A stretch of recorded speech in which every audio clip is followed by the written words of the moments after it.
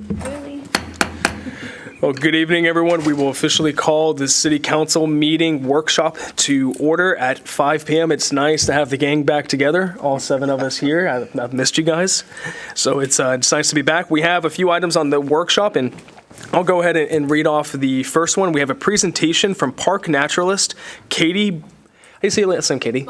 Bogle. The H is silent, huh? Yes. That's sneaky. Katie Bogle on creating natural areas in parks. And so, Katie, if you want to come forward, and thank you for being here. Thank you to Mary Ann Atkinson for helping facilitate this and get this set up. As we know, here in Manvel, parks is a big priority to our community and to us as council. So this is an opportunity to learn a little bit of how you guys have done things in Pearland, some recommendations you have for us. And Katie, we've got about 20 minutes or so set aside because we have a few other items on the workshop. Awesome. I'm getting a timer going right now, There so you I go. don't go over. The floor is yours. Hi, everybody. My name is Katie Bogle. I'm the park naturalist for City of Pearland Parks and Rec in the Natural Resources Division, which is on the parks side. So go ahead, next slide, please. All right, so our division operates out of the Dolores Scenic Nature Center, which you guys can see right there. The facility opened in 2019, but our division actually started back in 2016. So our natural resources manager and outdoor recreation specialist were hired just after that in 2017, and it is our entire mission is to protecting and enhancing the City of Pearland's natural resources. Next slide.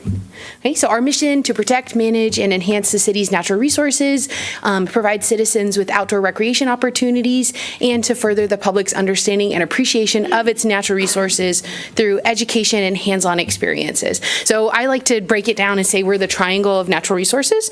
We have our natural resources manager, we have our outdoor recreation specialist, and we have me, the park naturalist. So Cullen, who is our natural resources manager, he conserves our natural spaces.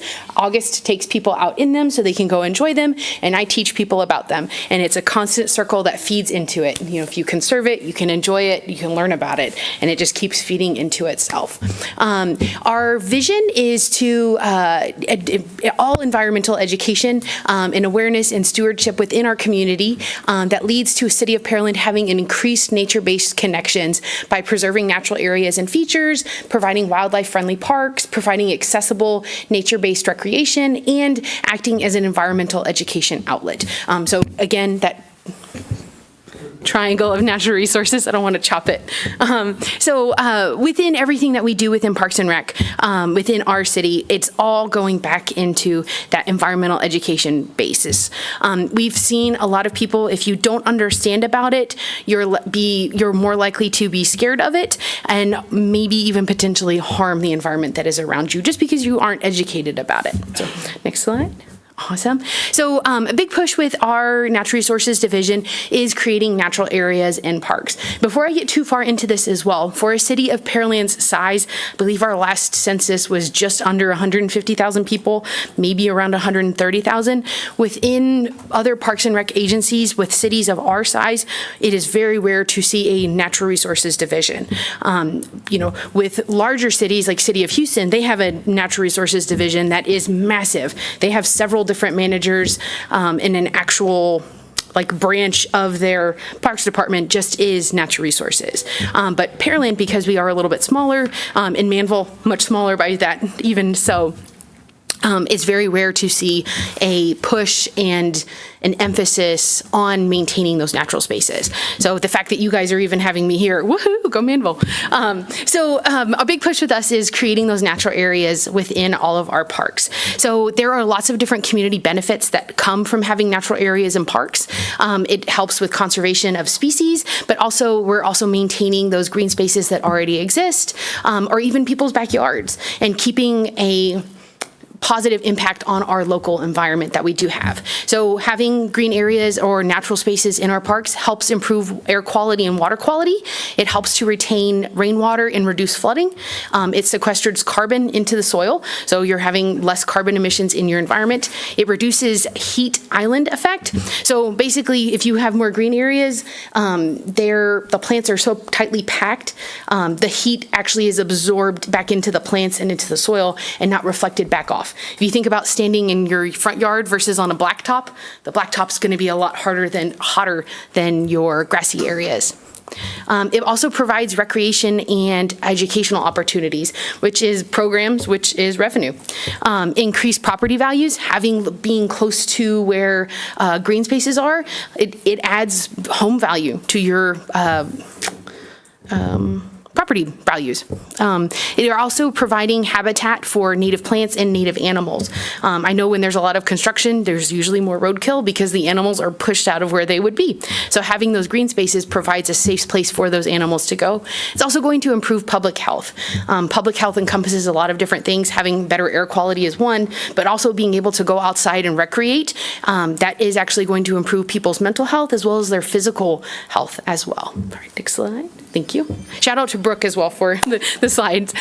So within Parks and Rec, we have several different projects that are within Pearland. The first one is our the Shadow Creek Ranch Nature Trail, and the second is the John Hargrove Environmental Complex. So I'll go into length about those. Okay, so the Shadow Creek Ranch Nature Trail Prairie Restoration. So this is a 10-acre restored prairie site that was we'll get into it in just a second. But it used to be all Chinese tallow trees. It was a huge Chinese tallow forest. And when our division began, we looked at, or I wasn't hired then. Why'd I say we as our entire division? I take credit for the work even though I wasn't there yet. We looked at the different properties that were in City of Pearland, and Cullen was able to determine which one would be the best for a renaturalized prairie site, and the Shadow Creek Ranch Nature Trail was the best for that. And it was a very large Chinese tallow forest. So the first thing we had to do to make this property restored was to remove all of that invasive Chinese tallow. Now, I'm sure that all of y'all know as city council members, constituents can get a little bit upset when they see the city removing hundreds, if not thousands of trees. And that was a big portion of our education at that time, was to say, this tree is a bad tree. We're going to remove it and put back in better plants. So then we had to prep the site for those plants. So going back through, tilling the soil, then seeding with native plants. So they actually went and collected seeds from local prairies, or like at Armin Bayou, the National Prairie, and several other different places. And then went in and put in those seeds at the prairie. And now it's a maintained project. As the flowers come to a seed, the seeds spread themselves. We mow it once a year. We would really like to do a controlled burn because prairies benefit from burns. It would also help with those invasive plants. But as public safety would know, doing a burn close to people's houses, again, might scare a few people if it's not done correctly. So next slide, please. So why are prairies so important? Here along the Gulf Coast of Texas, we are in a region that was historically coastal tallgrass prairie. There were, 9 million acres of prairie, and 6.5 of those were in Texas. In between 1800 to 1930, only 20% of the prairie remained, and today, less than 1% of that prairie remains. And we wonder why we have so much flooding across the Houston area. And it's because those prairie areas, all of those grasses, all of those plants were absorbing all of that rainwater that we normally get here in this region. Now, next slide. Okay. So with all of these prairies, they've developed over 10,000 years, and they were, if we look at Houston, it was all coastal tallgrass prairie. So having a much smaller amount of prairie, we're not going to have that floodwater mitigation that we would normally have. We're not going to have the same species diversity, and also our temperatures and things are going to fluctuate as well. So next slide for me. So this is actually a view from 1944. It's I guess a plane took this picture at some point, or sonar. And that is the Shadow Creek Ranch Nature Trail. Can I see the clicker just for the laser? Is it this one? Okay. So right here, oh man, it doesn't show up on the TV. Okay. On the far left, that is Kingsley Drive. The road that is behind, at the very top of the screen, that is Beltway 8, I believe. Yes. And so this is the Shadow Creek Ranch Nature Trail in 1944. So there's clusters of mimo mounds. This was more than likely used for farming, and prairie grasses are extremely fertile, which is one of the main reasons that they have been pretty much removed. It's been used for agricultural means, for farming cattle or grazing cattle, and then now we have a lot of home development as well. So next slide. And in 2017, you can see all of the trees that are there. So those are all Chinese tallow trees. Chinese tallow trees are highly invasive. They produce millions of seeds, and they are very good at spreading out. They also have a tap root. So their root goes deeper than our oak trees or any other tree, and they suck up the groundwater, killing the other plants around them. Their leaves also put tannins in the soil, which make the soil a little bit too acidic for other plants to survive. So tallow trees are really bad, but they're gorgeous in the fall, which is why everybody likes them. So, all right, next. So our project progression, here's a couple of pictures of our project progression. You can see on the far left, just all of those trees, those are all Chinese tallow trees. Second from the left, again, we are looking at all of those trees. Third one, we're going through and actually taking a tractor and trying to chop them down. Last photo, we have a sign that says habitat restoration in progress. Again, people see you removing trees and they go, what is the city doing? So we wanted to make sure that we had that educational portion so people weren't scared that we're not chopping down trees just for no reason. All right, next slide. So then we've got our seeding and planting. We were actually able to borrow some of the seeding materials and things like that from a couple of different organizations. We had to chop the seed, let it dry, then we grew it in our greenhouse, and then we were able to put the plugs back out or actually drive the four-wheeler with a seeding attachment to just spread the loose seed onto the property as well. So next slide. And today we have a prairie. So prairie plants are actually so tightly packed, they produce more oxygen per square foot than the same acreage of trees would. If you think about a mature oak tree, it has a good crown on it, and only so many oak trees can be in a certain amount of acreage. With prairie plants, you can have millions in just a small area, so they're better at producing oxygen than the same acreage of trees. Next slide. So the plants that we used, little blue stem, partridge pea, Indian grass, Indian blanket, switchgrass, black-eyed Susan, plain coreopsis, lemon mint, smells great. Also a natural mosquito repellent. Swamp sunflower, American basket flower, March elder, Gulf muley grass, gay feather blazing star, and broom stem blue stem, or blue sedge bloom stem. Now, the next project that we have is our John Hargrove Environmental Complex, and that is the naturalization of that site. So we have floating wetlands, naturalized slopes, and we are creating forest within that as well. I've got about 8 minutes, so I'm going fast. If y'all have questions, please raise your hand. Okay? All right, so the project areas, if you guys look, there's a couple of different numbers on the map where you guys can see where the nature center is. So the entire complex is a water treatment facility, the Stella Roberts Recycling Center, and then we are the last to kind of join the group as the Dolores Fennick Nature Center. So the floating wetlands are number 1, and they were brought in with Texas A&M AgriLife Extension about 15 to 20 years ago, and it was kind of an experiment. We're the first municipality to actually receive those, and we'll get into those in just a second. Naturalized slopes, so around the edges of the pond, it is naturalized, so that way the runoff water is cleansed before it actually makes its way into the pond. We're actively creating forest, and we have an educational pond.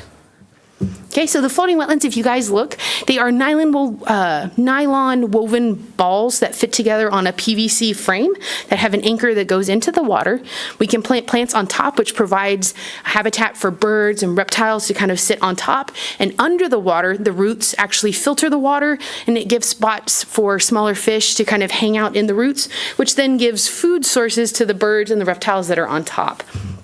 And it actively filters the water that is underneath. And so you can see a couple of the different wetlands there. There's woolly rose mallow, which is one of the native plants that we've got. And then you can see a black-crowned night heron sitting on one of those as well. Next. So next is going to be our naturalized slopes. Next slide. So the naturalized slopes, we have installed native wildflowers and grasses, so that way as we have runoff from the neighborhoods behind us, those plants will filter the water before it gets into our ponds. Next slide. Okay, next is our forest. So, in 2021 and 2022, we worked with Keep Carolyn Beautiful and actually have installed around 1,000 trees just around that. So in 20 years, it's going to be a great forest, but it's going to take a little bit of time for all of those trees to grow, especially if we keep having droughts. Hopefully we don't. But with all of these forests, we are seeing more established growth, and with different grants or different things like that, we can put in more mature trees to help out those little guys. Okay, So some of the different trees that we have planted in this area are bald cypress, eastern cedar, cedar elm, red maple, mayhaw, laurel oak, live oak, shumard oak, water oak, loblolly pine, wax myrtle, another mosquito repellent, and yopon holly. Okay. And last is our educational pond. This is an educational pond that we have just off our patio at the Nature Center. We regularly take children into this during our programs, so that way they can dip net and look for different bioindicators that would be present in a pond. The large pond is great for this too, but it is so big and there are much less plants that are right there. We don't see as many species and it's harder for the kiddos to catch them. At this little pond, they're right there. And some of the plants that we have in the pond are Virginia swamp mallow, water lily, woolly rose mallow, southern blue flag iris, swamp lily, powdery alligator flag, pickerel weed, spider lily, and canna. Next. Okay, we also have some different grasses as well: sugarcane plume grass, Gulf mealy grass, bushy blue stem, eastern gammon grass, little blue stem, and inland sea oats. Okay, and some of the trees that we've got: eastern redbud, southern wax myrtle, and yopon holly. And again, I'm not going to say all of these, but these are all of the different plants and native wildflowers and things that we have in all of our prairie sites or along the naturalized trail at the Nature Center. Okay. I think it might be the last one. Excellent. Okay, we still have about 5 minutes. Do y'all have any questions after that? You did a great job. What recommendations or what advice would you have for us as we look to growing into the future, make sure that we protect our natural resources, provide opportunities? So my family and I, we love both locations. I go run, my kids run with me, we walk. We went to the Stella Roberts Recycling Center area for the eclipse that happened. Oh, yeah. You know, it was awesome. So for us, as we're looking at things, we're actually going to be reforming our Parks and Recreation Board tonight. What recommendations would you have for us? So I think with wild areas, it's much harder to rebuild them versus using what you already have. So like at the nature trail, we had to completely demolish that and start from scratch. But if you already have pockets of wildlife and you talk with your park designers or, you know, as you are building your master plans, look at incorporating what you already have instead of having to recreate it from scratch, if that makes sense. You know, it's if it's gone, then you have to start completely from scratch. But if you already have a little bit, then it's much easier. You know, if you have a 50-year-old oak tree, keep that 50-year-old oak tree if you can, instead of having to start with a little toothpick-looking tree. A Charlie Brown tree is going to take much longer for it to be of a benefit or provide as much benefit as it would if it had been a mature tree. Yeah, absolutely. Well, Council, any comments or questions? I want that.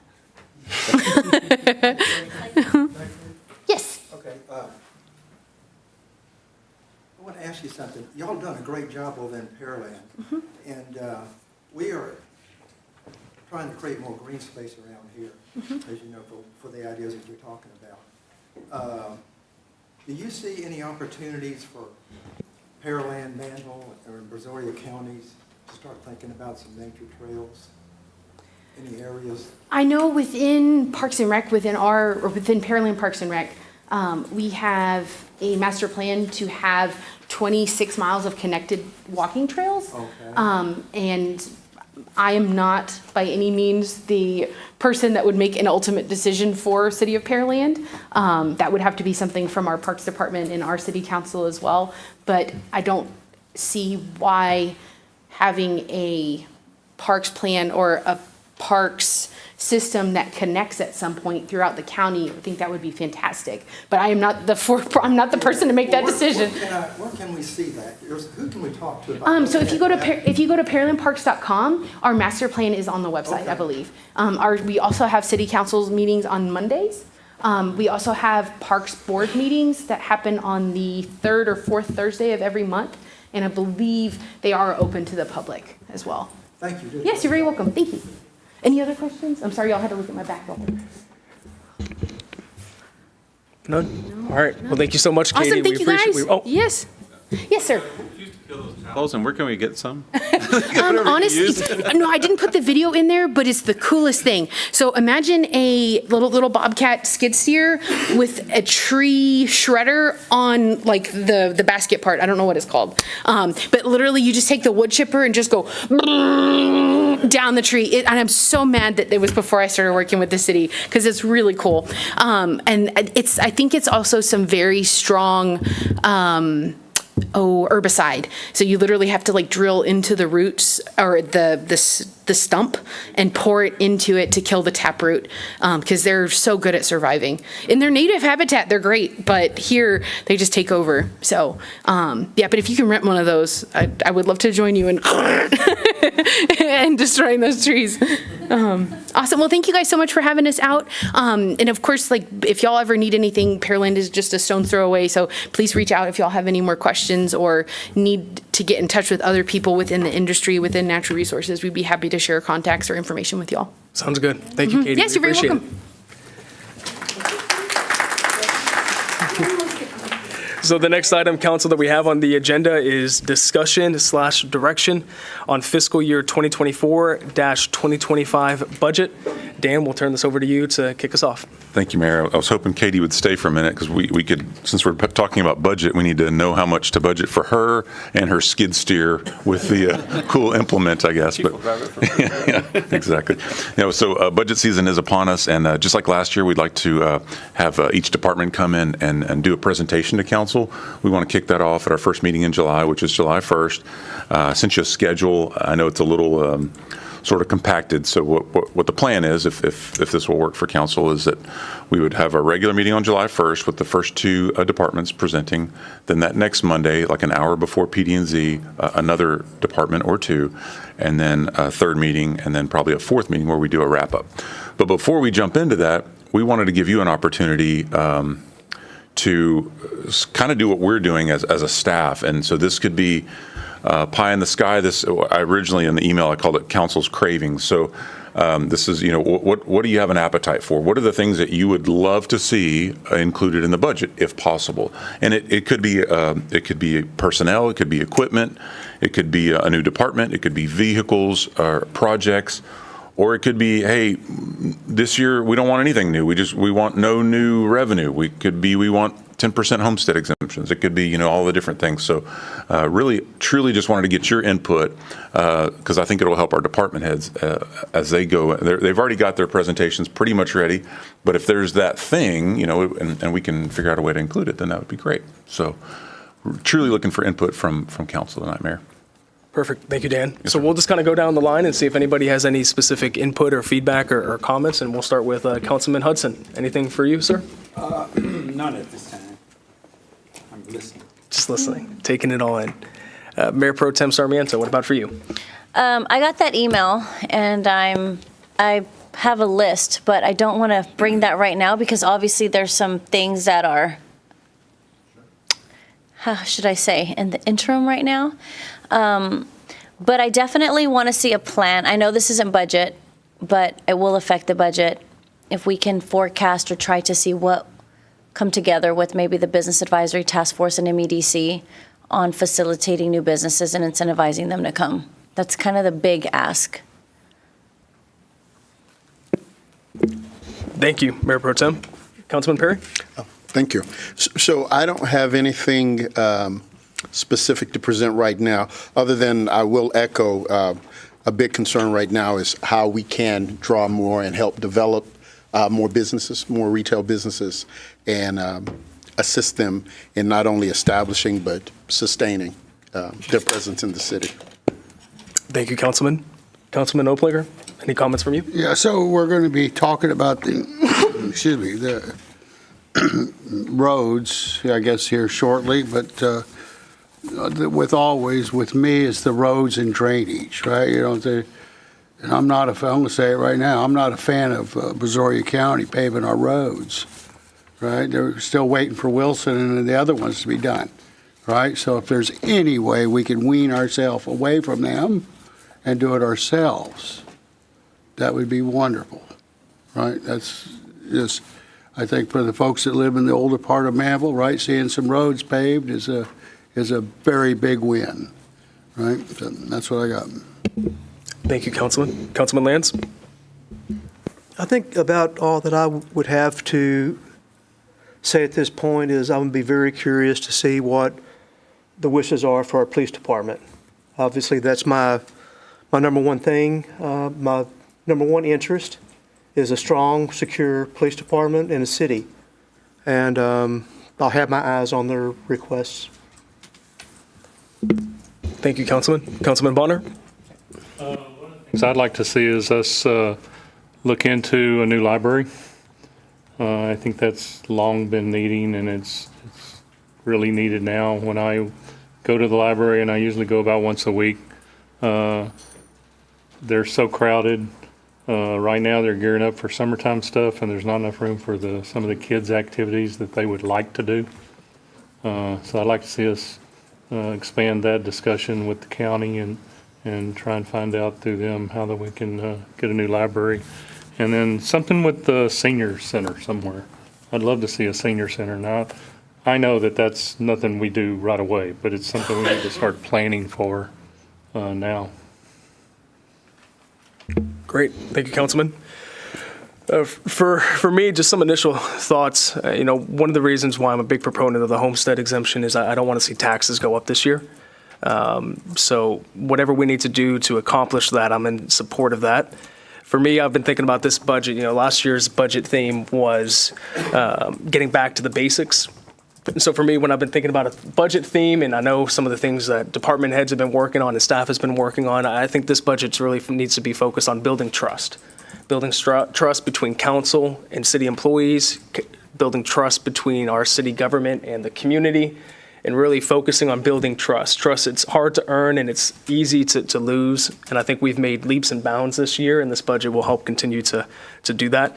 Some projects, Dan, I've already mentioned some of these to you. I would love to see a mural painted on the side of City Hall right here that really represents our history, and it's something that we can be proud of. These are beautiful buildings, but from the outside, they're just a beige box. It's when you look at what used to happen, the way government buildings were designed, they were designed to elicit a certain emotion, the beauty, the arts, the emotion, the passion in those designs. And now you see government buildings that just are bland. And I think that elicits a certain emotional response for the public. So if we can find ways to do that, or to do a flag drop-off box, some of those things would be phenomenal to see. I'd love to see our utility boxes wrapped, where we partner with the school district, with school kids, and have them work on designs, and then have those wrapped around different utility boxes that we have throughout the city. I know some of them are TxDOT boxes, so maybe we could partner with them on doing some of those. I don't want to steal staff's thunder here, but I know monument signs might be something that's worked on, and maybe Dan, you can speak to that here in a second. Monument signs for the entrances to our cities. And then as we go, continuing to fill some of those key positions that we've talked about. I know there's some that we've discussed. I know PD has some, Public Works has some. With the revenue that we do have, if the homestead exemption passes, trying to figure out how we can start to strategically fill those positions. And then also, I would love to see us determine what we want to do with the $900,000. The city sold the 2 acres of land over here. We've been sitting on that money. As this council kind of making a decision, what do we want to use that money for? I know there's been talks and discussions, but I think it's a great opportunity in this budget to do something. And the last thing, kind of what Councilwoman Sarmiento, Representative Sarmiento spoke to in regards to finding ways to incentivize businesses. What I would love to see is kind of the story that's told with the numbers. What efforts did this city make this year that has actually paid off? We made this investment, and here's the value that came from that investment. What are some ways that staff has creatively found new ways to do things that's ultimately saved money because you've become more efficient, you've become more effective in what you do? What are ways that you've looked at things and staff has said, you know what, we actually don't need this over here, so we're going to kind of remove that from the budget, and we reallocated these funds over here. I believe that you guys are very wise stewards of the taxpayers' dollars, and I want to make sure that we highlight that and we show that in the budget as well. So those are a few kind of thoughts that I had as I jotted things down over the weekend. But I look forward to the presentations from the different department heads. I think that was very valuable during the last budget cycle, so I look forward to seeing what you guys have this year.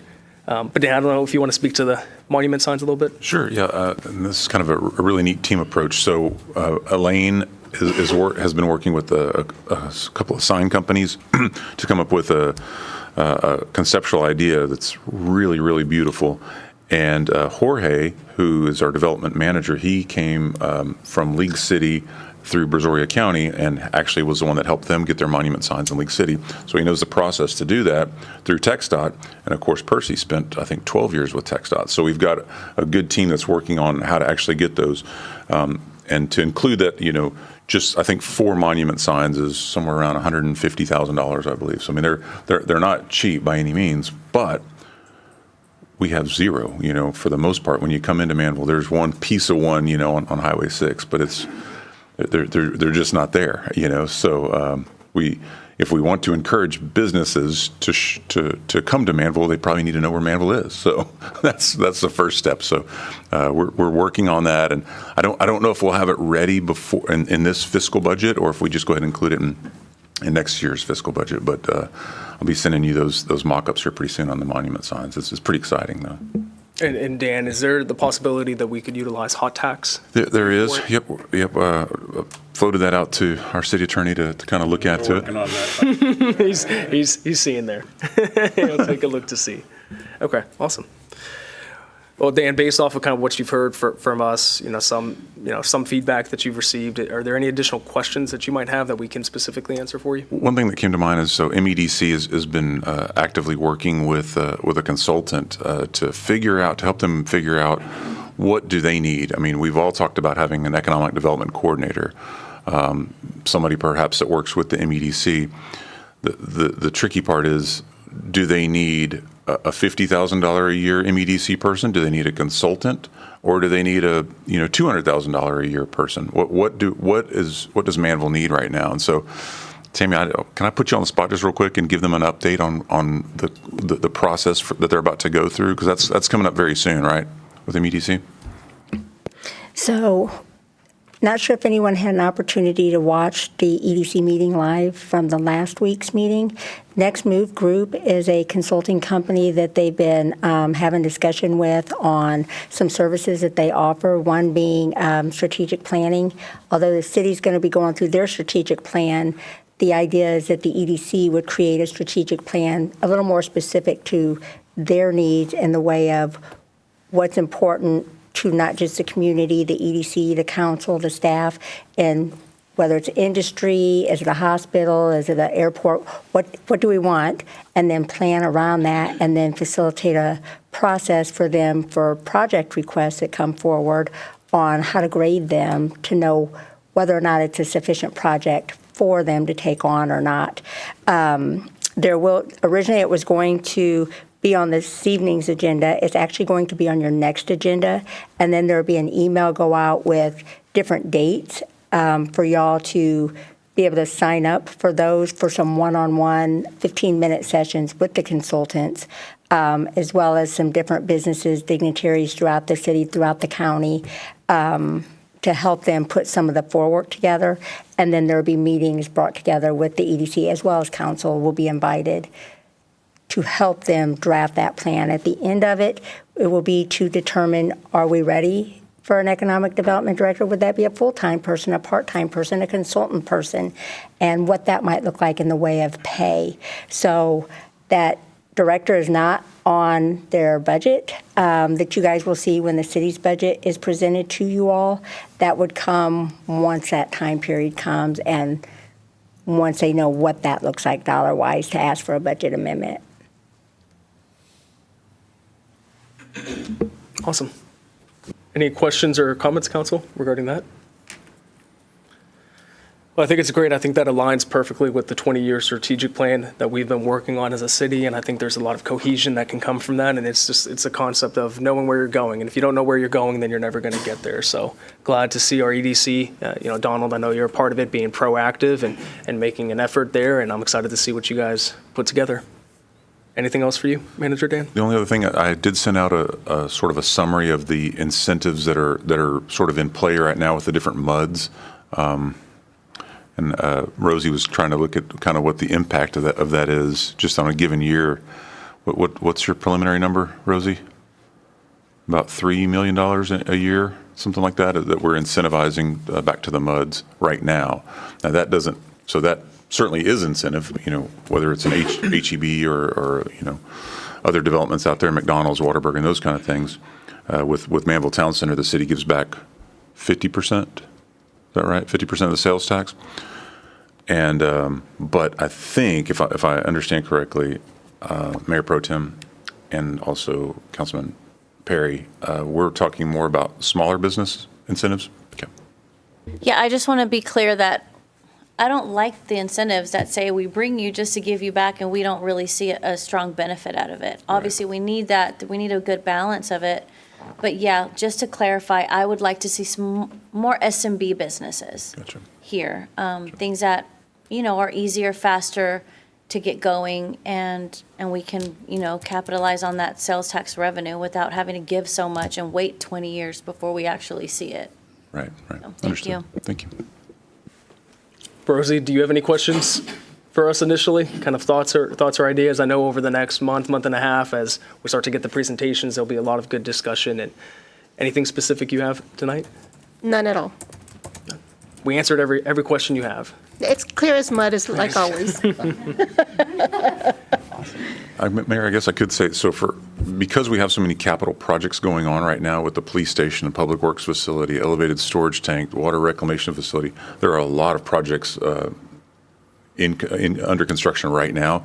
So for the most part, we're not proposing too terribly many capital projects for the new year. It's more of, let's get these projects that are rolling, get those done, so we can sort of, like Mayor and I have been talking about, sort of fortify and continue building from within. So it's sort of that kind of growth that we're seeing. So right now, I don't know of any big capital projects that we're proposing. It's going to be more, of course, some more folks in the police department, more folks in public works, and then rounding out, filling in some of those holes that we know, practically speaking, that we've got at the staff level, and trying to figure out a place to put those people as well. So anyway, I just wanted to say that, Mayor, as far as capital projects go. No, appreciate that. Thank you. Well, Council, if there's no further comments or questions regarding the budget, I figured we could use some of this time and move on to some agenda items. How's that sound? Okay. So kind of looking through here, let's start with agenda item number 4, which is the consideration and possible action to approve resolution 2024-R-19. This is an agreement with TxDOT regarding flock cameras. And I think that is an item, maybe Dan, either you'll speak to it or Captain will speak to it. Sure, yeah, this was one I had earmarked for the chief, and the chief is under the weather, and it's bad if the chief has to call in sick. So yeah, keep him in your prayers for sure to get better. So this is a resolution, I believe, with TxDOT, I guess, to actually put the flock cameras within TxDOT right away. So we're already purchasing them, we're already installing, we're already moving forward. But as it turns out, we need a resolution passed for TxDOT's approval. So that's all that is for tonight. Any comments or questions about that, Council? No? Okay. Thank you, Dan. Agenda item number 5, this is resolution 2024-R-20. This looks like it's an MEDC project that they approved at their last meeting. Can you tell us a little bit about that? This would be Dan, Tammy, Bobby. I wasn't at that meeting. So I'll have to I get the point. So I can start it off, and Tammy can probably help fill in the blanks. So this is a project, and it is a reimbursement project. So what they're asking to do is bring water and sewer from the north side of Highway 6, west of 288. So basically where the Manvel Town Center is. Bring water and sewer across the street, an 8-inch water line and a 12-inch sanitary sewer line that would allow the property immediately west of the chevron that's out there. It's a triangular piece. Allow that to develop. And there's some, MEDC had a lot of discussion, actually several meetings worth of discussion. So they did recommend to approve this. Was that last Wednesday, Tammy? Yeah, last Wednesday night. And again, it's a reimbursement. So in other words, the developer has to spend the money first. And then if they meet the provisions of a minimum of 45 employees being added to that particular parcel. So it's And he had a list of folks that he's been courting on it, sandwich shops and tire shops and car wash. I mean, all kinds of different folks. So we don't know exactly what's going to go there yet. He needed to have this in place. So anyway, 45 new positions, new employees, sorry, within 2 years, which is pretty aggressive. So they actually have to do this. It's a reimbursement, and it cannot, under any circumstances, be mini storage. It has to be some type of actual retail. So I think the number that the engineer had prepared was 380 something, but MEDC said, you know what, by the time they actually get going, so it's an up to $400,000. Tammy, did I miss anything? Perfect. Thank you, Dan. Any comments or questions from council about that? Councilman Lance. So this payback, would that be a year, 2 years down the road, and would that be a budget item? Is that how that would get paid back? So actually, they will get, it's already in the EDC's budget. They've got this as a project dollars. So as they expense the money and give us proof that the money's been spent, then the EDC will reimburse them. So this is strictly EDC, not city, that will be doing that reimbursement. They'll release the funds they have now? Correct. Okay, thanks. Dan, my understanding is that the utilities coming underneath Highway 6 would be big enough that as it further develops, maybe Mud 42 does some things, the credit union next door might do something, this would be enough to handle that outward expansion too. Yes, sir, that's exactly the idea. So a little bit further to the west, in fact, right at our city limit line at 48, that's where Tractor Supply has talked about coming in, and maybe even potentially a racetrack gas station, fuel station right there. So that's to the west. So they had come in several months ago talking about, trying to do a well and septic, which you can, but it's just really kind of clumsy, for a commercial development within our city limits. So Dollar General, the newest one, they had to do septic because we don't have sewer on that side of town, but they were able to connect to our water. So anyway, this could potentially help them as well. And now the Tractor Supply and racetrack, they're within Mud 42, so it sort of kind of comes full circle there if they were to connect into there. And if they did tie into that, that would be an expense on their part to the benefit of using that tie-in? It would. So they would have to extend it, I mean, an impact, a positive impact to the Sure. city cost-wise? Sure. Yeah. Yes, sir. Okay. All right. Thank you, Dan. Looking at, we'll try to tackle two more agenda items here. Looking at agenda item number 6, consideration and possible action to approve resolution 2024-R21. This is the outdoor facility use policy. Tammy, can you kind of give us an overview of that item? So now this one, Bobby was at a conference at the end of last week, and we made a lot of revisions to this, so this is not something yet that Bobby has seen. We did do it as a resolution, so I'm hoping there are some blanks in here that we didn't know the answers to. If you go to the exhibits, one particular, if you adopt it right now, it has the cost for off-duty officers. We kind of looked at what the average looked like in some other policies that we had seen for other cities. So we set $45 per hour per officer with a 2-hour minimum, $50 for traffic control. Again, I don't know if that's reasonable or not, but that's something that would be important to have right if this gets adopted. The other pieces to it, there's some fees in there for the attachment B1, which is a fee schedule for the outdoor facilities. For other governmental bodies, if it were the school district or another entity governmental-wise, we put no fee. Nonprofits, we did $25. Public use, we did $50, and we have definitions of what those are in the front portion. Refundable damage deposit for a nonprofit, $50. 100 for public use, and then 50 for public use events requiring outdoor water usage.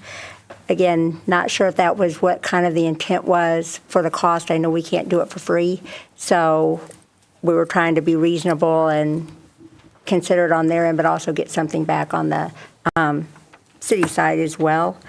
And then we tried to capture as much as we could for the application in the sense of whether it be electricity, water, temporary structures, sound equipment, food and beverage, anything we could think of that might be something that we would need to be purview of. If there's anything we left off, not sure if you had a chance, Mayor, to look at that piece. So the rest of it, though, I feel pretty good about. I think we pulled the best of many policies out there and examples, and heard what the request was for here. Again, this is just for outdoor facilities. Later, all facilities, indoor and outdoor, maybe this gets modified, but this would at least allow us for the use of outdoor facilities, such as there's a map in there of properties that kind of line out, is it the back parking lot? Is it the front parking lot? Is it the empty space to the side that the city owns? Not necessarily Croy Park. We have a parks use facility for that, but this is all things other facility-wise. What'd you find? So this would be something, Tammy, that's specifically for City Hall. This would be not in, like you said, not Croy Park, not other spaces, but we've had some interest. For example, a farmer's market that would be interested in using the back parking lot, or if a nonprofit wanted to do a car wash here because it's good visibility, this would give us something, at least some structure in place. And then once we form the Parks and Recs board, there could be some more added to it based off of their recommendations. Okay. Well, Council, do you have any comments or questions, Councilman Oplager? I got a question. Sorry. So, if how are the policemen going to get paid? Do we need to say how that needs to be paid? They don't pay the city to pay the policemen, do they? So it would be like the officers work for the most part side jobs, so this would not be a job that they would be doing on city time. They would have to make that agreement specific with an off-duty officer to come in and work that. And then they, just like any other side job that they would do, they would pay them directly. Do we need to say that, how that is here? The original draft did have a thing, an exhibit with a deal to go to the police department, sign up for off-duty officers, and I don't know if that's still in here or not, but there was a form that was an exhibit on the original version. Yeah, okay. So most law enforcement agencies have an extra job coordinator, so somebody that coordinates from that, within the agency that does the extra job. Yeah, so most law enforcement agencies, can you hear me? Yeah. Oh. Yeah, most law enforcement agencies have an extra job coordinator. That individual is responsible for things within the city, such as extra jobs, whether it's a Whataburger security, a Verizon security center. So the law enforcement agency has an administrator that's over those extra jobs. So if it was going to be like an outdoor event or a birthday party type celebration, well, then the persons that are renting that property are going to utilize that facility. They have an agreement within the city. They pay the security coordinator beforehand. So on the night of the event, the officers receive their payment. So we don't need to say anything procedure-wise. That doesn't need to be listed, that's. It wouldn't hurt to add that here, just to clarify. It's a good point. Yeah, it was in there, but did you find it? I think it was a previous version. I'd have to go through a different file. You can put that back in. So you would just add that in the attachment D, the off-duty police request? Do you have that up from the previous version? No, this is actually in the current version in the agenda packet. It's the very last I can pull the page. previous one, though, and put that in there. Were there blanks on that previous one, Bobby, to be filled in? I don't know if it had the blanks to be filled in or it was more just a referral to the coordinator or something. I just remember, I think it was the very last exhibit. So what we could maybe do for that is in attachment D, maybe just make an amendment or we approve it. I mean, we can figure that out when we get to that agenda item, but it seems like Councilman Oplager, you would suggest putting in language in here that says that this is not something contracted through the city. You would have to work specifically through. Yeah, the city's they're not paying the city. They're working directly with officers. So in the application or something, it needs to kind of maybe be noted, right? That it's not just extra. No, that's a good call out. Any other questions or comments from council? regarding this policy?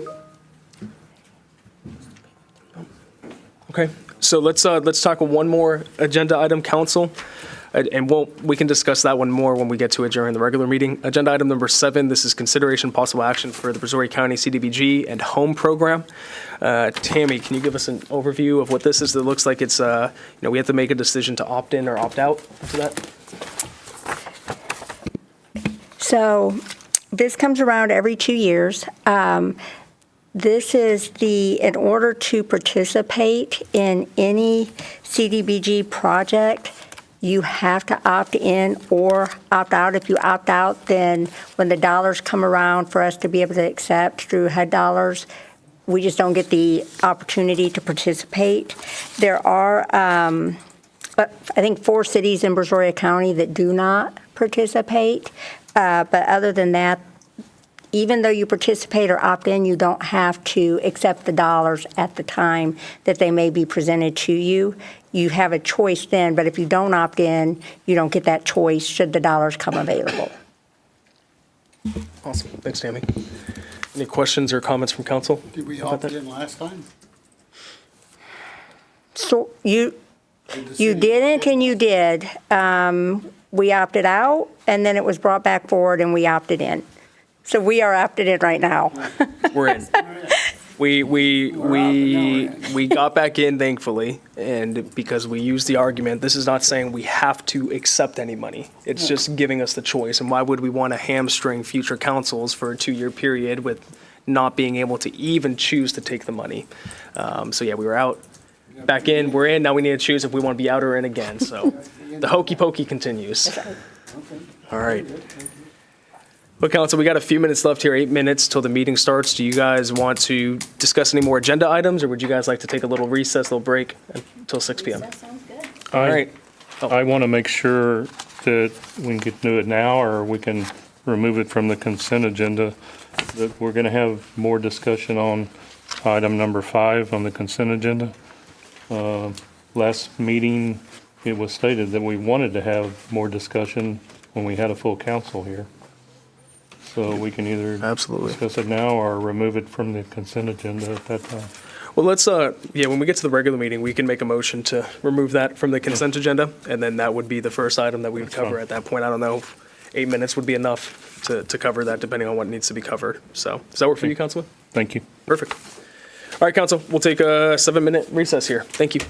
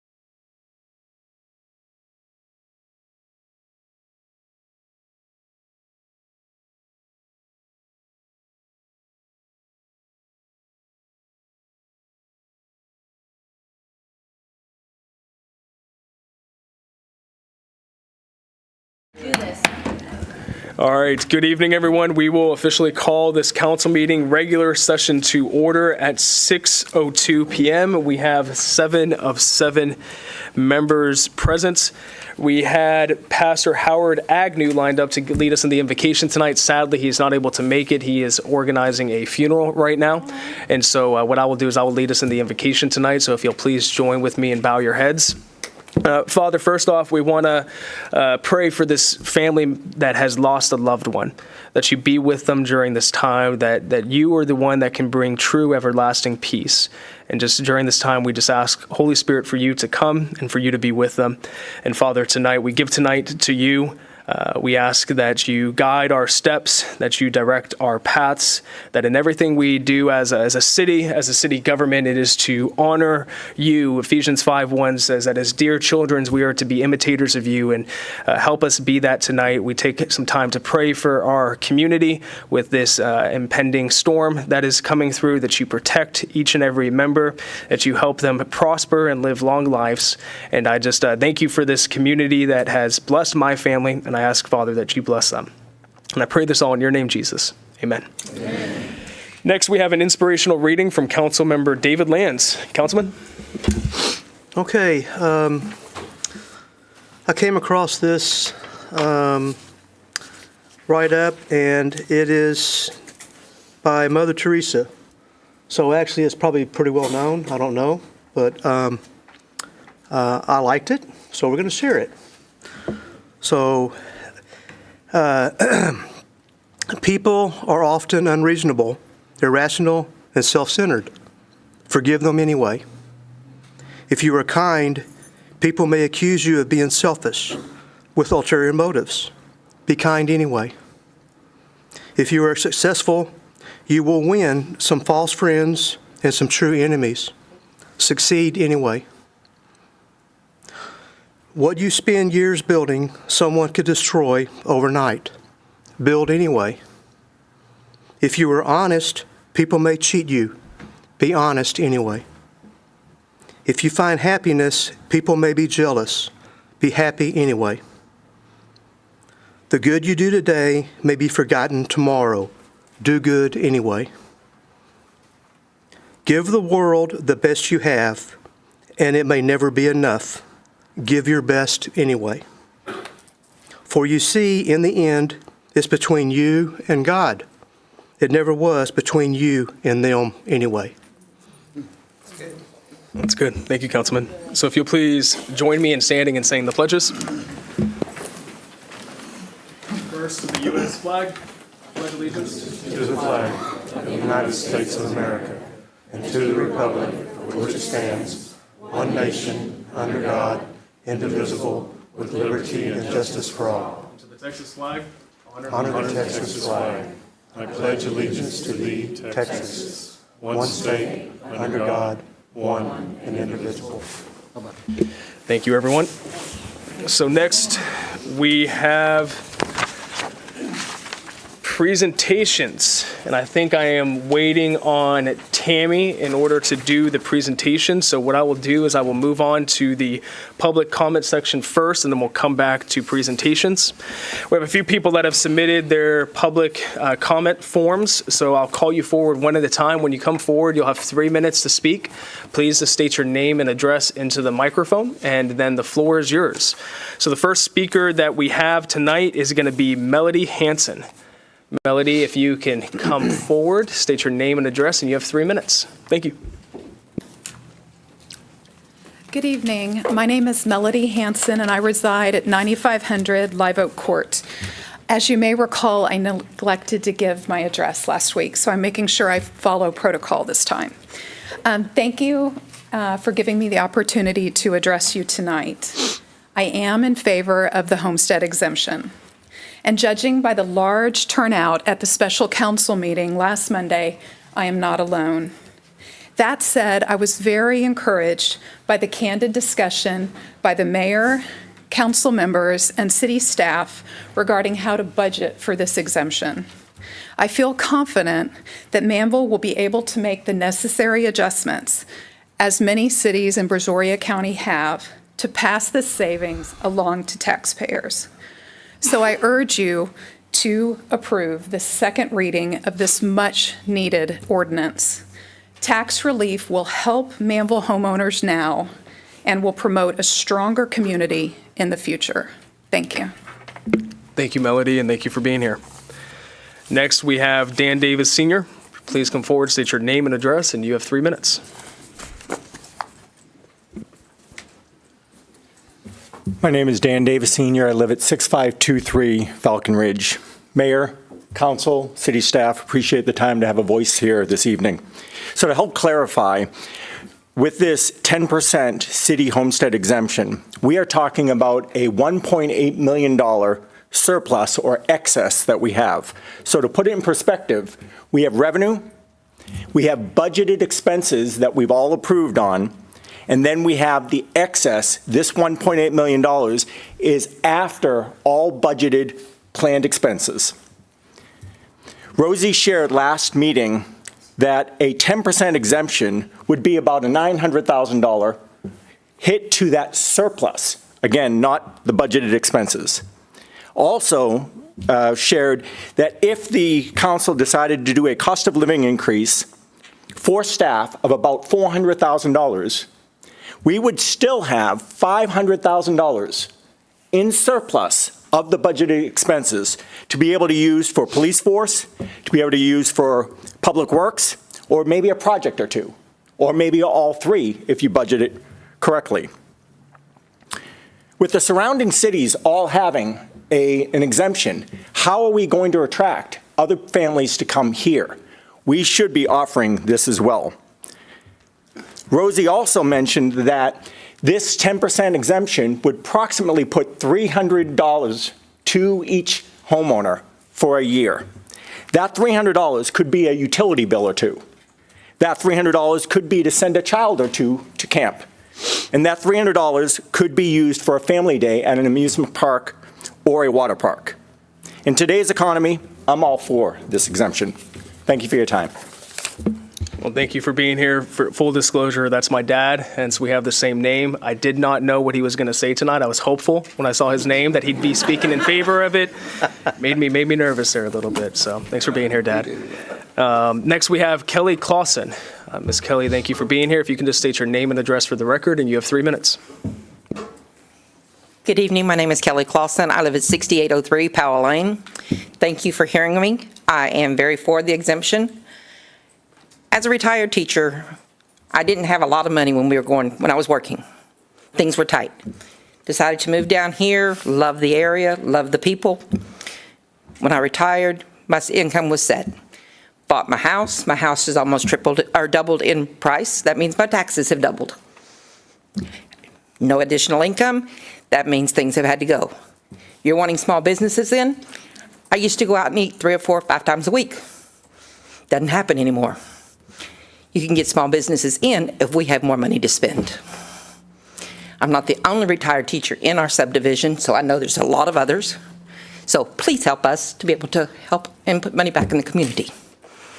Thank you. Thank you, Ms. Kelly. Appreciate you being here tonight. The last signed-up speaker that we have is Mr. Chad Tuman.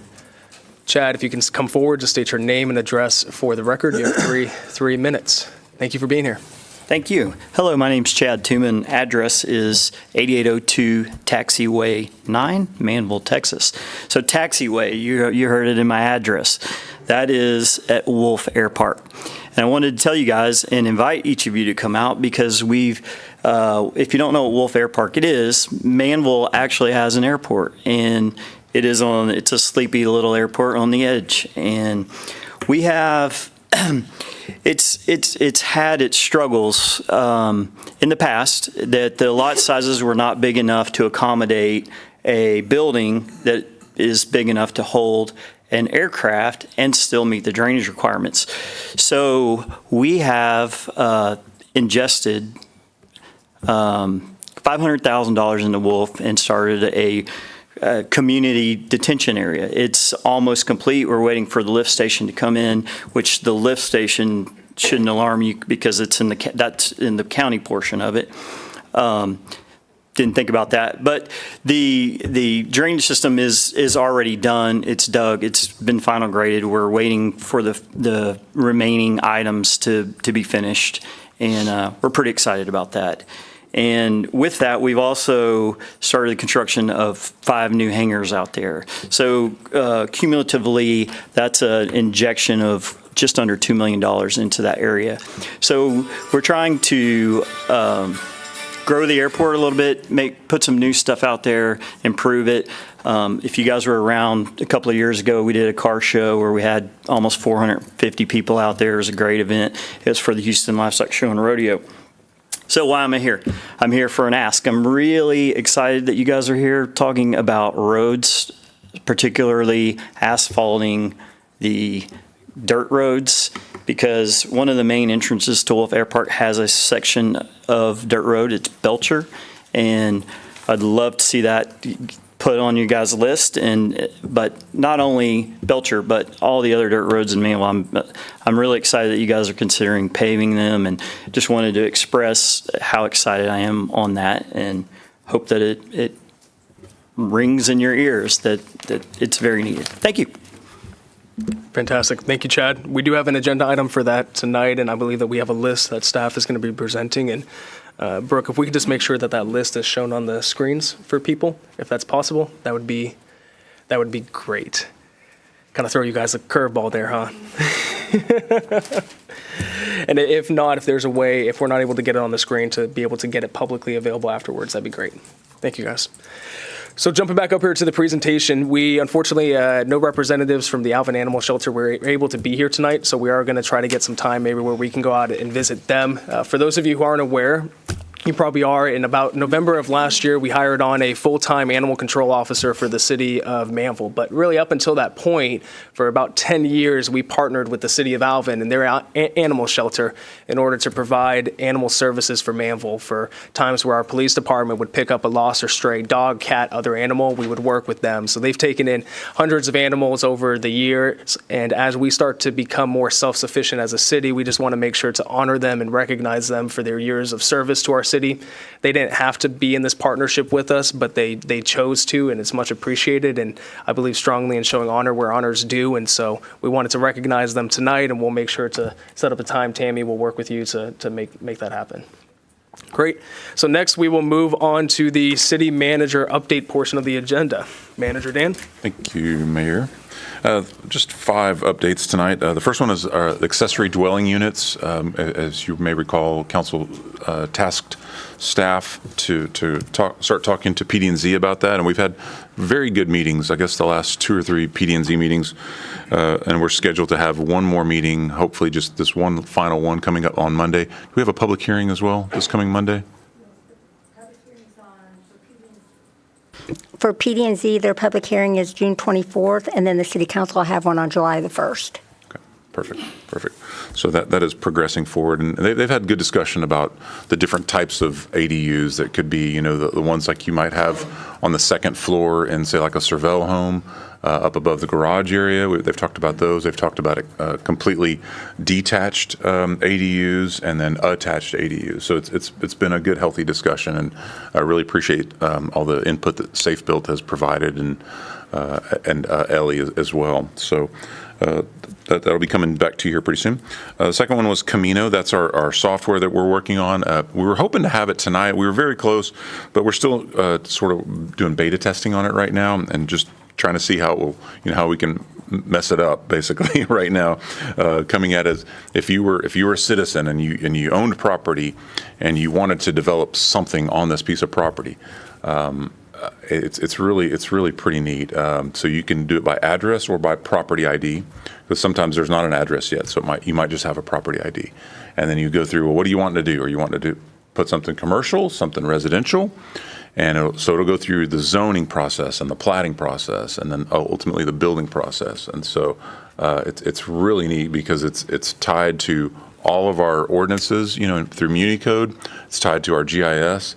So I'm hopeful that on your next council meeting, we'd like to have them, Camino, come out and kind of give you a presentation, live, kind of right here in front of you, and then again probably do some more beta testing and with council and just, hey, before we go live with the, to the public with this, let's just make sure it's as good as it can possibly be.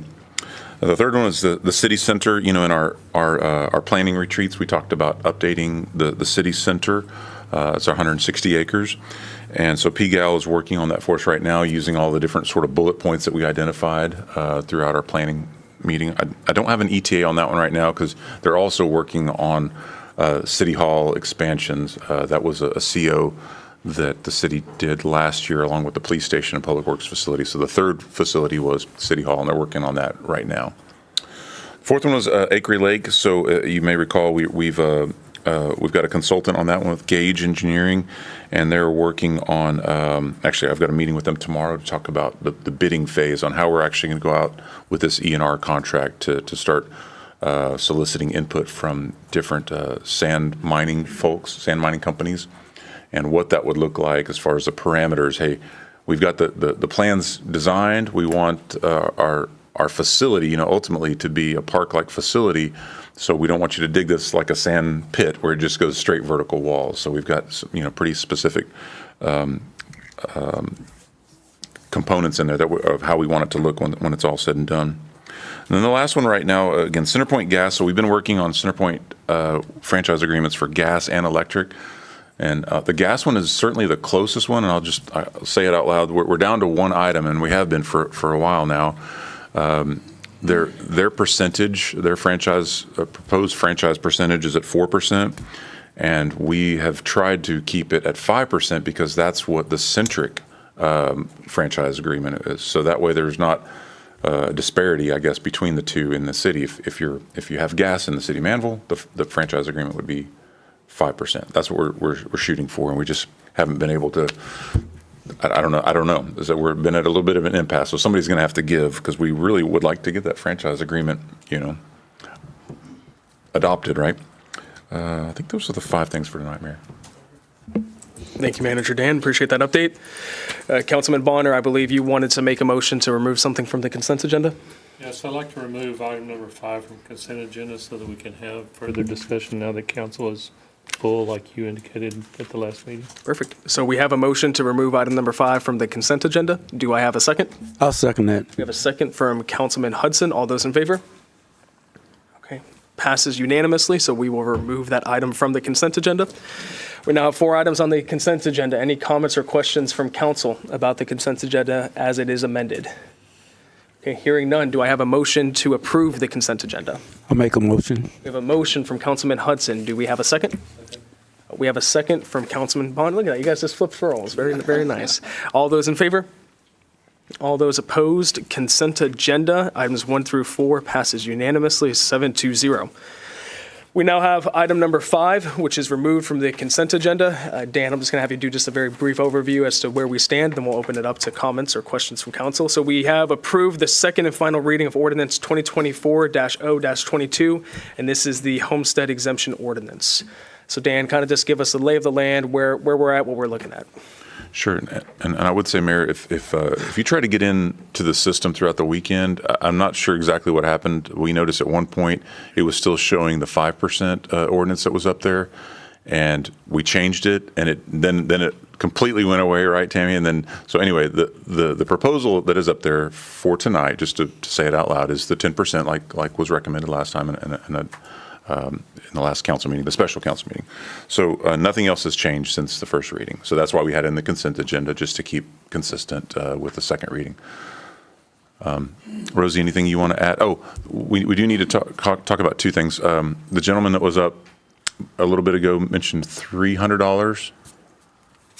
It's $200, isn't it? It was 180. Yeah, 180. 181, yeah. My dad was incorrect. I just wasn't going to call him out for that, but Dad, you were a little off there. It's a fellow Dan, so I figured I'm okay. Just wanted to say that out loud. What's that?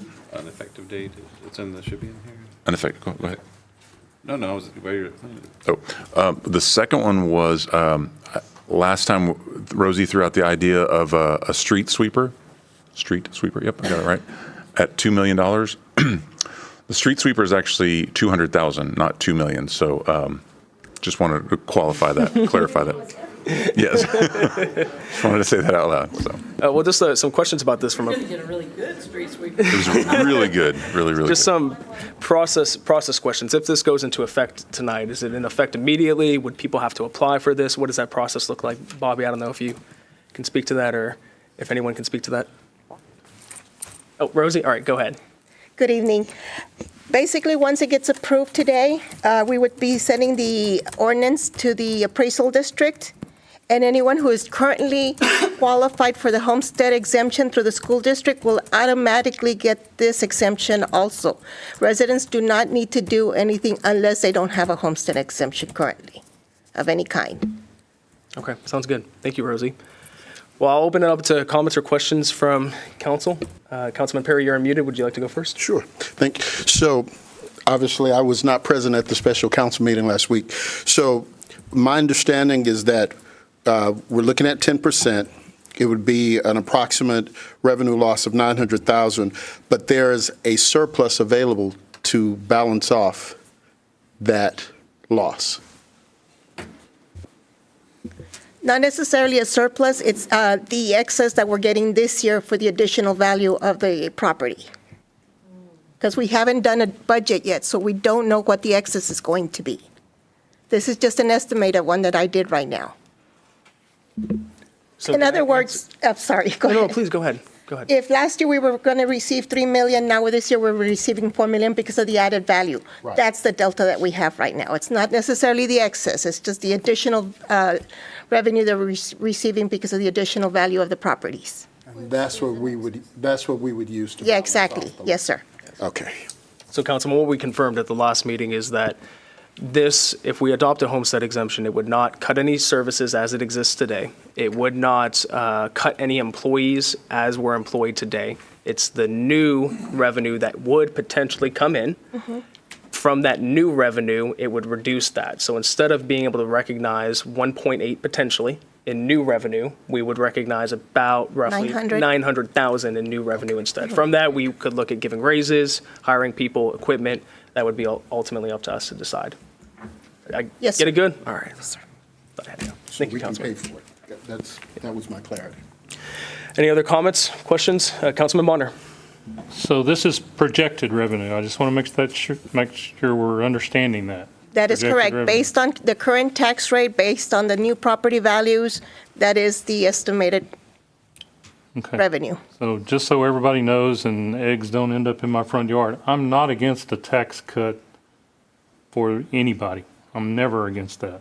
I just want to make sure that we understand as we're going through this process right now and not knowing the exact numbers, this is projections, okay? So like I have a question on item number 4 in your general fund, license and permits revenue.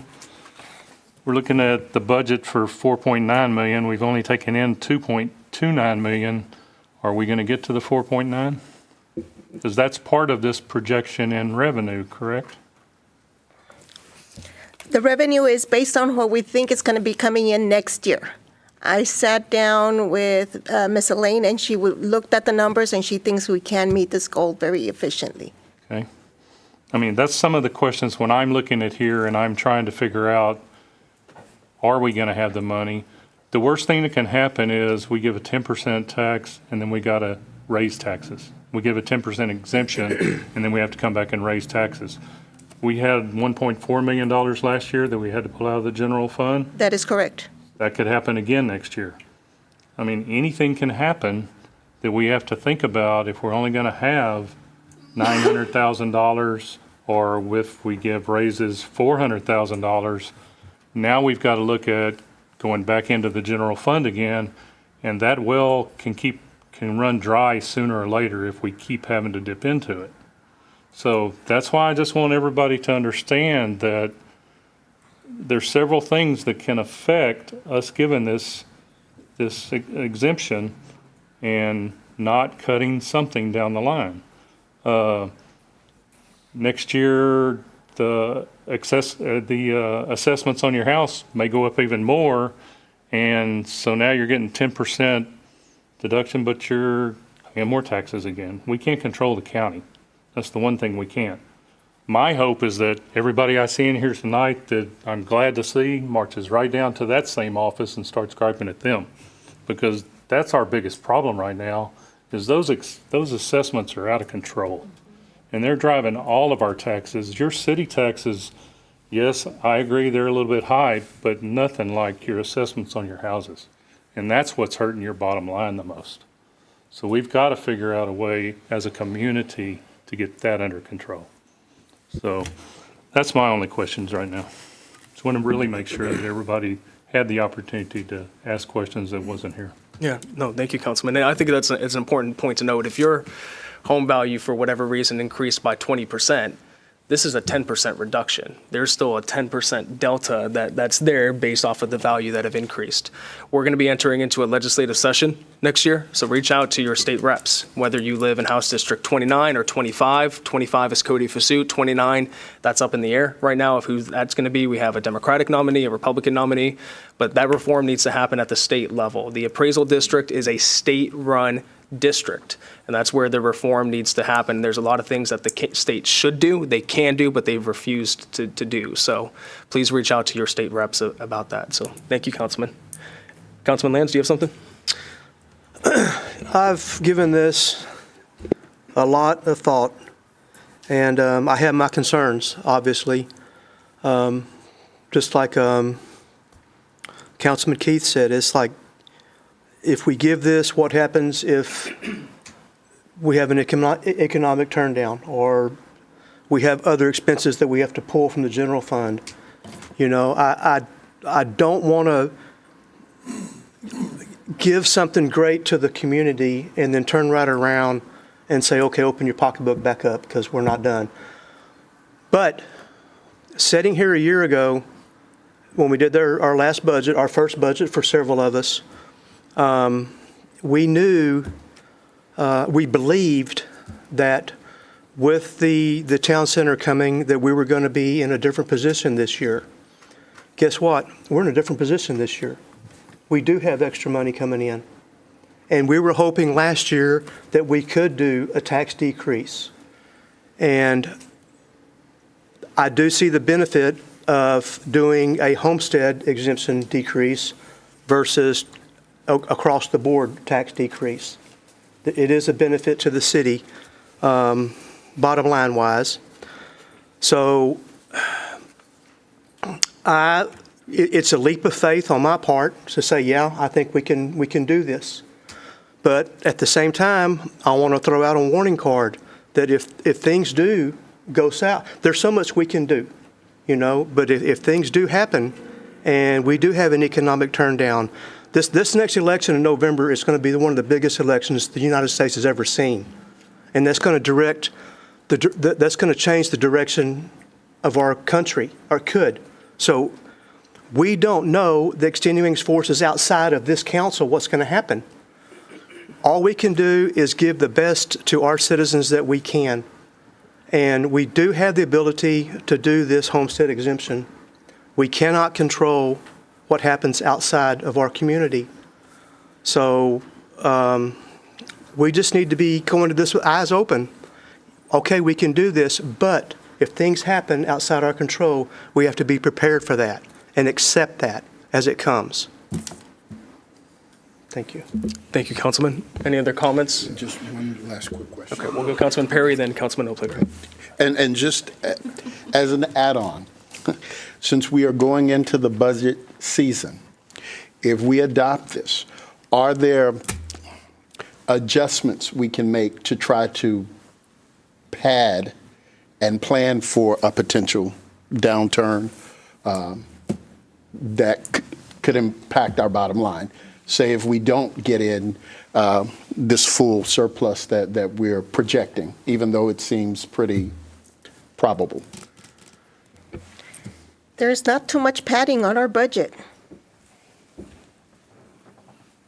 Okay. We believe in being conservative, but we do not budget padding. It is what it is. I mean, there'll be some reduction. Maybe we'll spend less in office supplies, but nothing major. Okay. And Councilman, what I'll add to that is one of the things that we did recently that speaks well of our desire to make sure that we're fiscally conservative, but have some of a rainy day fund. We updated our financial policy to say within general expenditures, we have to have 50% of general expenditures in the rainy day fund. The auditor said most cities only have 60 to 90 days, 3 months, 2 to 3 months. We have 6 months. We have 6 months, and that's an ode to council members that came before us, city employees that came before us, and us updating that policy to make sure that we preserve that 50%. We cannot go below that 50% or else we're in violation of the own policy that each of us, or that we have voted for. But Councilman Oplager? So, excuse me. Initially, I wasn't in favor of this because I felt like Manvel had some good days ahead. We had some needs that roads and stuff to be paved. But the more I thought about it, I think back 20 years ago, when Manvel, we were broke. And this was under Mayor Martin's administration when we were broke. Times were tough. And they gave up $90,000 to the people that are over 65. And that was a huge, huge leap of faith back then, 20 some odd years ago. Right? I'm telling you, Manvel didn't have any money. There was none. And they said, well, we're taking a leap of faith and we're going to do this. Right? So that's kind of what changed my mind. I got to think about it. I said, yeah, that was a pretty good leap of faith. And they the granted times were tough and a lot of things didn't get done initially. It's almost like buying a new car. You go out there, you make that leap of faith, you sign the contract, and you adjust your budget. Right? You tighten your belt a little bit. And we'll get past this initial bump in the road if there is one, but that's kind of what changed my mind. I thought back 20 years ago what they did, and this is going to be substantial for the folks that are over 65. All right? Now we're talking over about 110,000. So that's, for folks like me, that's pretty good. So that's what changed my mind. Thank you, Councilman. Mayor Pro Tem Sarmiento. Okay, so just to recap, as we did last week, I wanted to just, there's residents here that were not here last week, and we had some very in-depth discussion. And just to put it out there again, I believe that the projections, right, they're forecasts. We don't know hard numbers. These are estimates, right? And it's also an average, right? So the average homeowner would save $186 on their total yearly bill off the Manvel portion of your tax bill. I just want to make that clear. Because even after last week's special meeting, comments, concerns, questions, I got comments like, the city is going to go into red and we're going to go back 40 years. Actual comment. I believe that, and then one of my fellow council members mentioned that you're probably one of the most conservative finance directors out there. So knowing that, which we're very thankful for you, Rosie, knowing that number you're giving us of $186 on 10% is an average to each homeowner, the 4,707 rooftops, right? That is an average of almost $900,000 that would be hit. Okay, so where I'm going with this is that does not include the new homes that are coming, or it also doesn't include the, like you said, the next cap that Brazoria County comes and assesses everyone's home and just chunks out a 10%. We all get maxed out, and then we all of us in here have to go do our due diligence and fight the county and, protest our taxes and get that down. So there is let me backtrack. That projection, did you take that into account, the new rooftops and the projection that they're going to go ahead and our values will go up? I based it on what the county released in April as the preliminary values. Okay. So that includes all the new rooftops that will be included for this particular tax roll. Okay, so it does include all the projections and all the Exactly. new coming, so it's not based on last year, it's based on future growth. Yes. And in that future growth, That's what we're looking at? Yes, Okay. for this coming year. Okay, so I'm just going to be very clear and transparent again where I sit here with this. Because like Manager Dan said, he's like, whoa, you threw me for a curveball last week. I thought you were going to, because I get it, right? We have sat here last year, we heard from all our department heads, all the things we need. Our city's growing. We've all heard the saying, city left behind, not city on the rise. We need, dirt roads being paved. I mean, it is astounding that we still have dirt roads, right? However, for me, the $900,000, like my fellow council members have said, we trust you. I trust you. I trust you. We've hired the best of the best. I trust that we can figure out a way to mitigate that because we cannot count on Brazoria County. Tax assessors, let's be clear with that. We can't. All we know is that values are going up. That's one thing we can guarantee. Everyone's taxes are going to go up. The values are going to go up. So if we are going to do this, right, I am in favor of it for a moral value. It's moral to me that somebody has to start to speak up about these exemptions. And and we need to have something. And I don't see the benefit of a 2.5, a 5%, a 10%. We need to start with 10 and escalate it up.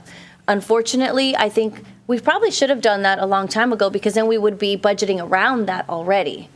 So I just want to make that very clear. That is why I'm doing that. It's because I want to sleep good at night and us, have to do something for our constituents on the Manvel side. So that's it. The other thing was we are not going to go into the red. This will not affect us that hard. No. Okay. No personnel cuts. No. No police. Police will not suffer from this, right? Because we've. Right. For the council members that weren't here last week, last week. So our base budget that we had this year will obviously continue, but instead of growing at whatever we would grow at, we're going to grow at 10% less than that, right? So whether it's police or public works, which those are usually where the needs are, we just have to keep in mind we've only got 90% of what we would have had, I guess, as far as our growth is concerned. We still have our base. So what I want to say out loud is if our population is growing at 10%, or more, which it is, then that means we're not going to be able to keep providing the same level of service with the same money that we provided last year, right? It's going to take more money than it did last year. So what I mean is, if you've got two choices, for instance, between a no new revenue when that time comes or a homestead exemption, the homestead exemption, I think, would be our preference from a staff level because that impacts the citizenry, right? That impacts the homesteads, which is fantastic. Who doesn't want a homestead exemption? Whereas the tax rate, that affects everybody, businesses included. So I think that was your point, Councilman Lands, which was a very, very good point. This does not impact a business. This only impacts homesteads. So that's a very important point, right? If we were to do this and considerably lower the tax rate, and this is just sort of a cautionary tale when we get to that point, and we don't know the numbers yet, but if we were to do this and a much lower tax rate, then you would be asking us to provide the same level of service for more people, more streets and everything else with the same money that we did this year. That's not possible, of course, right? Something would have to give. So that was a long answer to your question, but so what we provided this year, this won't impact that. It's the growth that's the only thing that makes us a little bit. So what I hear you saying is that getting in preparation for the budget talks, right? You don't want to see us vote in a lower tax rate because it's either or. And so that discussion is going to happen, and we're going to sit here in a few weeks discussing that, and we're going to have to factor in the homestead exemption. And so what I hear you saying is, we don't want you to choose both, but pick one. And if you're going to pick one, we want you to pick the homestead exemption because it directly impacts the citizenry. Yes, ma'am. Right. All of our projections right now, Rosie's done at 56 cents, which is all we can go on. That's what we have right now. That's the lowest we've had in over 10 years. It went down a penny last year, so it's at 56. We don't know what our numbers are going to be. When do we get that? Our no new revenue and everything? July? Yeah, in July. So that's going to be a big indicator. Last year, our no new was right at 50 cents, I think. And council elected to stay with the 56, which again was still a penny less than it was the year before. But yes, I guess I am putting that forward now that we're okay with it based on the numbers as is. If you're talking about going from 56 down to 50, well, then it's not 1.8 million. It's zero. It's all of it, right? So, or whatever the numbers would be. Well, I know this. I know that our citizens are showing up. They're reaching out to all of the council. They're saying, hey, we're having to budget. It's inflation. You know, we go to HEB. It's a $100 trip to breathe their air every time I walk into HEB. $100. So, you know, if we have to budget, I think that the city, we should be willing to at least extend that, whether it's $10 a month, $20 a month, or $100 a month. We need to do something. And I think that my fellow council is pretty much on board with that. So I'm excited for tonight. Thank you, Councilwoman. So I'll just add just a little bit. I just want to thank staff for their work on gathering these numbers. When we set out on having this conversation about three months ago, our big thing was, hey, we want the facts, we want some data, help us help the community by making a decision based off of facts, not hypotheticals, not feelings, not emotions, but the facts. And you guys delivered on that. And so thank you. I know it was a lot of work, and I'm truly appreciative of that. The favorite quote that I have that I live by is from President Abraham Lincoln: government's meant to be of the people, by the people, and for the people. And I don't sit in this seat to dictate to the people what I believe is best for them, but it's about listening to what are your needs, what do you want to see happen, and you've enthusiastically, emphatically said that you want a tax cut, and if that means delaying or prolonging some projects, not doing them, just delaying them in order to see your taxes go down, that's what you want to do, that's what you want to see. And I think it's important that we respond to that. And, you know, Council, as I was thinking about this over the past week, you know, over the last year, we've made a significant investment in our city employees. You know, city employees now have health insurance coverage for them and their dependents after 3 years employed with the city. Once they're retired, they have health insurance that's covered for them after they work a certain amount of years. Once they retire, we have we gave an average of between 5 to 6% pay increase this year. And then last year was an average of 7%. I know I didn't get, you know, that much of a pay increase over the past 2 years. And I think that's a phenomenal thing that we've been able to do that for our city employees. The resources and equipment, flock of cameras, things like that they've asked for, we've been able to deliver on that. And I know we're committed to continuing to do that. And I think now is the time, and the sense that I get is now is the time is to make that same investment, but in the people that are sitting out here. And our taxpayers, this is not our money, this is their money, and we need to make that investment in them. So unless we have any other comments, I'll make a motion. Okay, I'll make a motion to approve ordinance 2024-0-22 at a 10% homestead exemption. We have a second from Mayor Pro Tem Sarmiento. All those in favor? All those opposed? Motion passes unanimously, 7-0.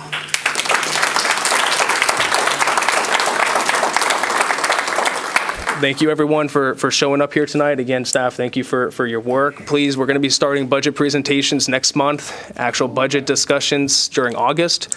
It's important. Pay attention. Come back and listen. And we want to get your feedback. So thank you for being here. Next, we will move on to regular agenda item number 1, which is to concur with the city manager's decision to hire Jose Abraham as Director of Development Services as required by the city charter.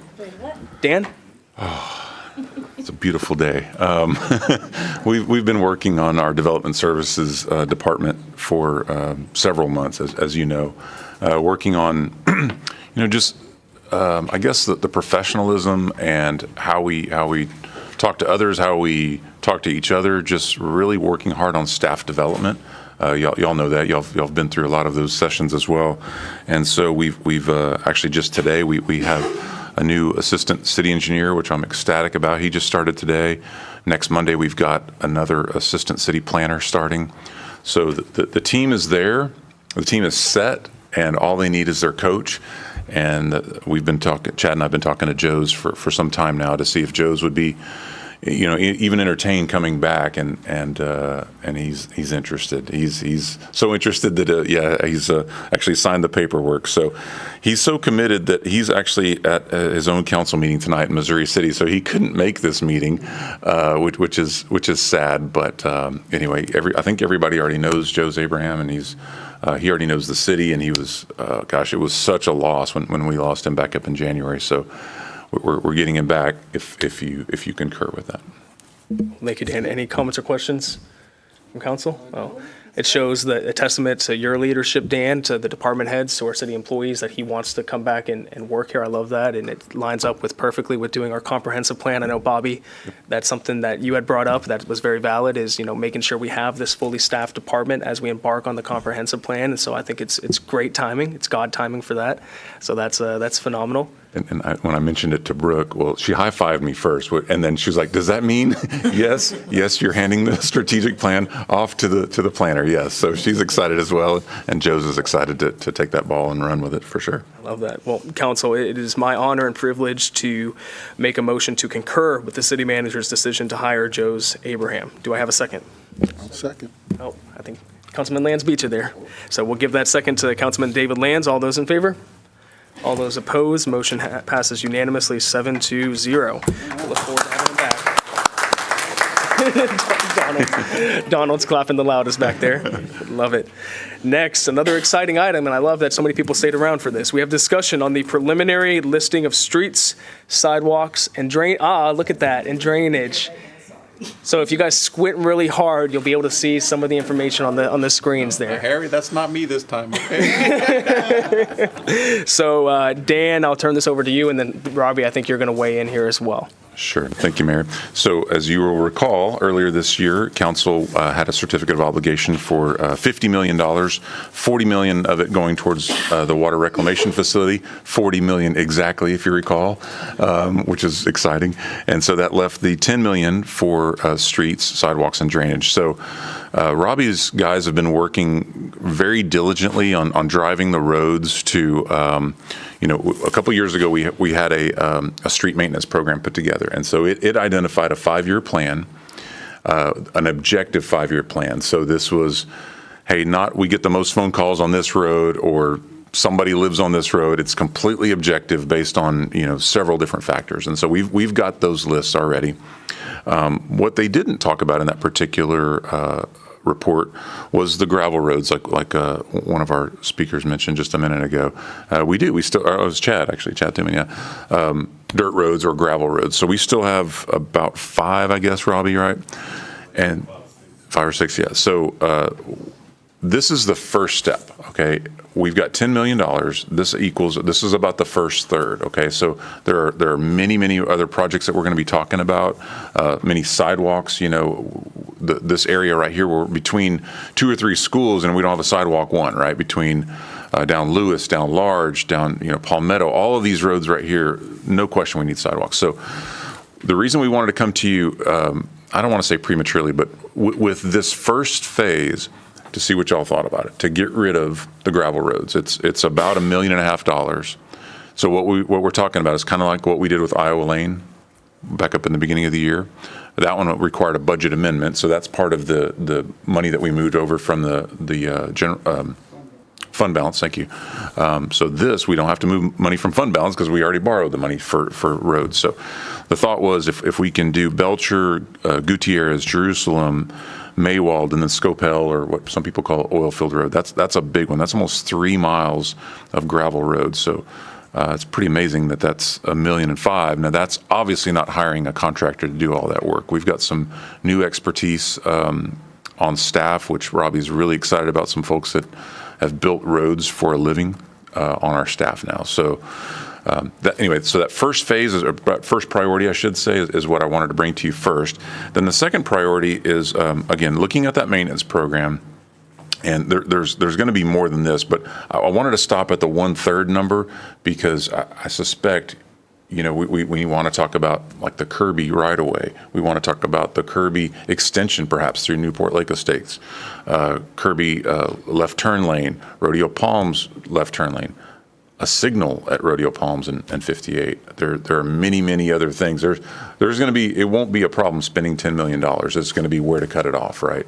So don't feel like this is a comprehensive list. This is what we wanted to get started, or at least to get in front of you to see what you thought about it. Well, thank you, Dan. I'll weigh in first here. I love getting the gravel roads updated to asphalt. I think, Councilwoman Sarmiento, you mentioned that. I think a 21st century city to still have gravel roads, getting those updated, that's huge. This phase one, what would be the time frame for this? Would this be the next fiscal year that we'd be looking at, Robbie? Would this be a 2-year period stretch? What would we be looking at to do all this? Actually, good evening, Mayor. Good evening, Council.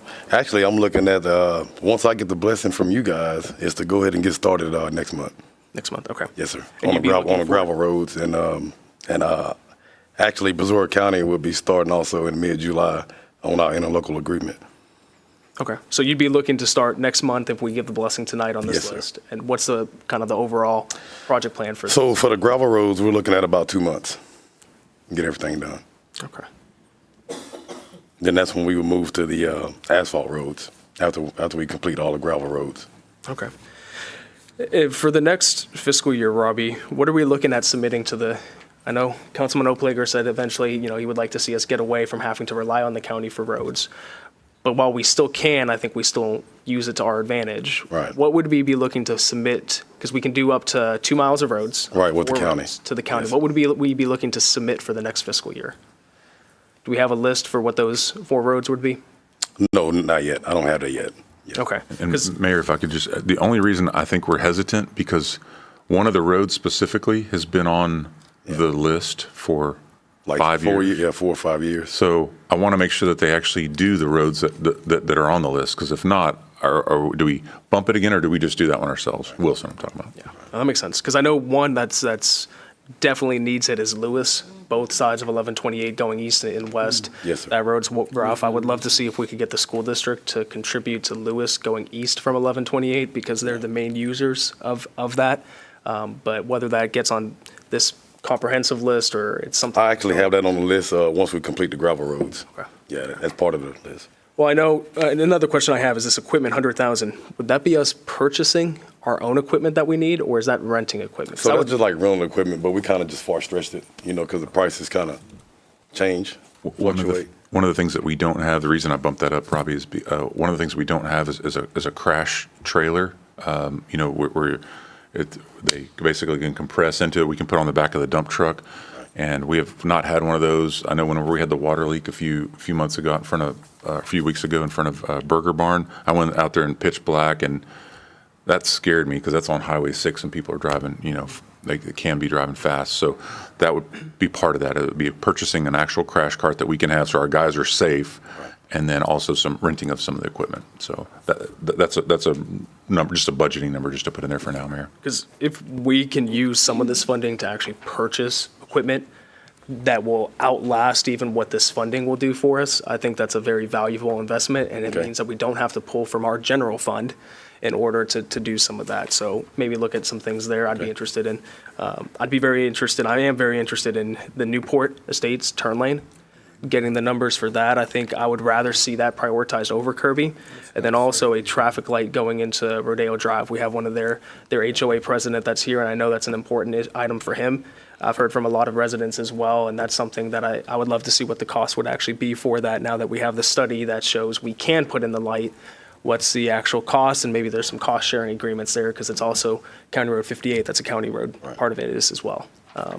But I love this list, excited about this list, excited to see what you guys do next with some sidewalks and some of those other items, so thank you. And the numbers that you put into this, and, kind of what I've seen, you guys went down to the penny, and Yes, I love seeing that, so good job. And real quick, Robbie, can you speak to what that patch is on your sidearm right there? So You were this telling me patch about right it. here, that's the flag for the first responders of Public Works.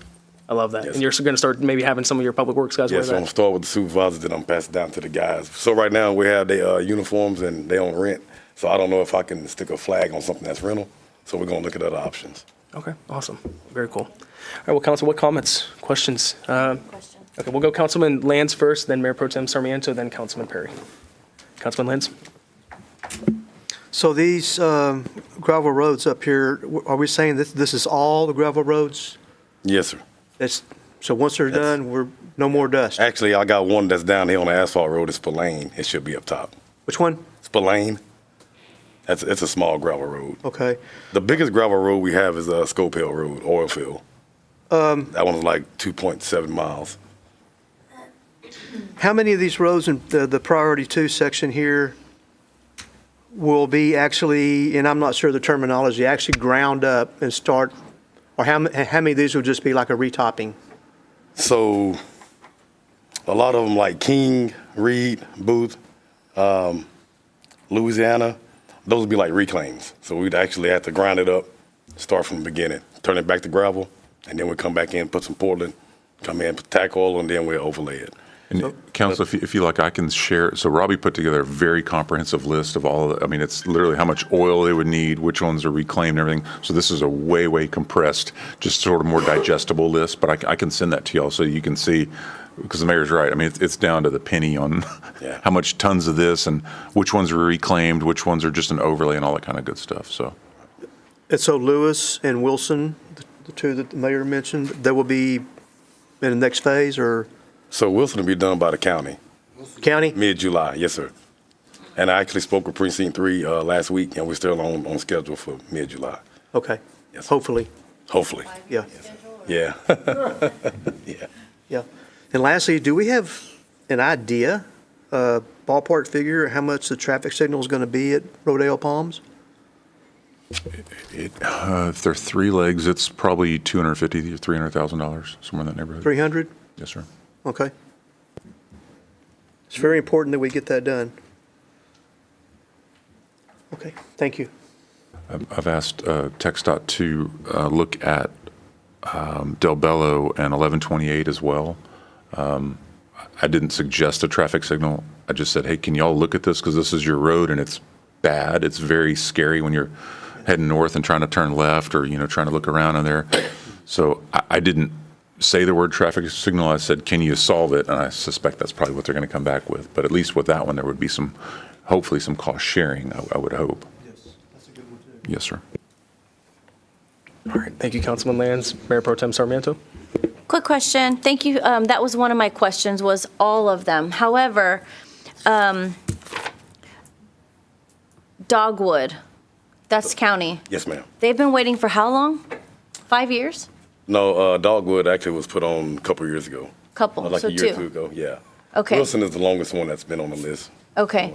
So just for my understanding, we're going to go ahead and convert all these other gravel roads that the county doesn't have on their list. We're going to go and take care of those. Those will be completed within the next 2 months. Yes, the gravel roads. Amen. Okay.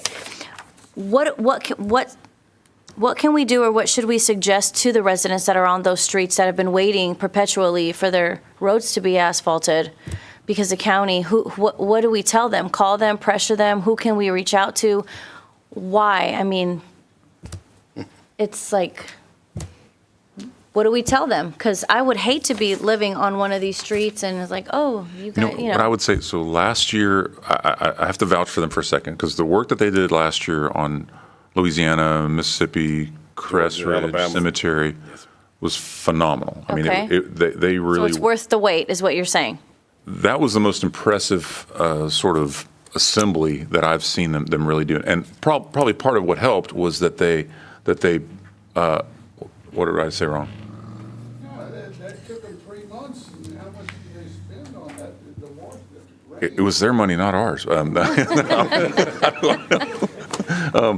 I think what helped was, though, having them all in the same area instead of spread out. Maybe that was the difference in the older days. I really don't know. Maybe it's just a matter of, we got our public works director in touch with them often to make sure that, and it hasn't slipped. Their schedule hasn't slipped this year. He said the middle of the summer since day one. Right. So I hate to be too hard on them. But the county, so I'm sorry to interrupt. So what they say is, okay, we've got these streets on here, they're projected 5 years out. And so once they do that, we don't step in and we basically tell them they have to wait it out? And so each year they ask us for a list, and we can give, now they've changed it to where it's up to 2 miles and up to 4 road segments, right? Okay. So we give them the list each year. What I'm saying is Wilson, for whatever reason, it was on there before COVID. Okay. And we put it on again, and we put it on again. Yep, we'll do it. And it didn't get done. I have no idea why. But Okay. That's the only reason I'm hesitant, because I know some folks that live on Wilson, like, are y'all ever going to do this road? Yeah. If they don't do it this time, we'll just have to do it ourselves. That's all. Okay, We can't that's wait kind of anymore. what I wanted to hear, is Yes, like, ma'am. look, if we can't count on the county Sure. for that, let's take care of our citizens who've been paying taxes for 30, 40 years, and we've heard from them multiple times. Sure. The other question that I have is, okay, so looking at this budget, we've got 3.3, almost 3.4 million budgeted for these roads, right? So the other almost 5.5 million is going towards sidewalks, or are we holding that for other roads? What's the plan for that?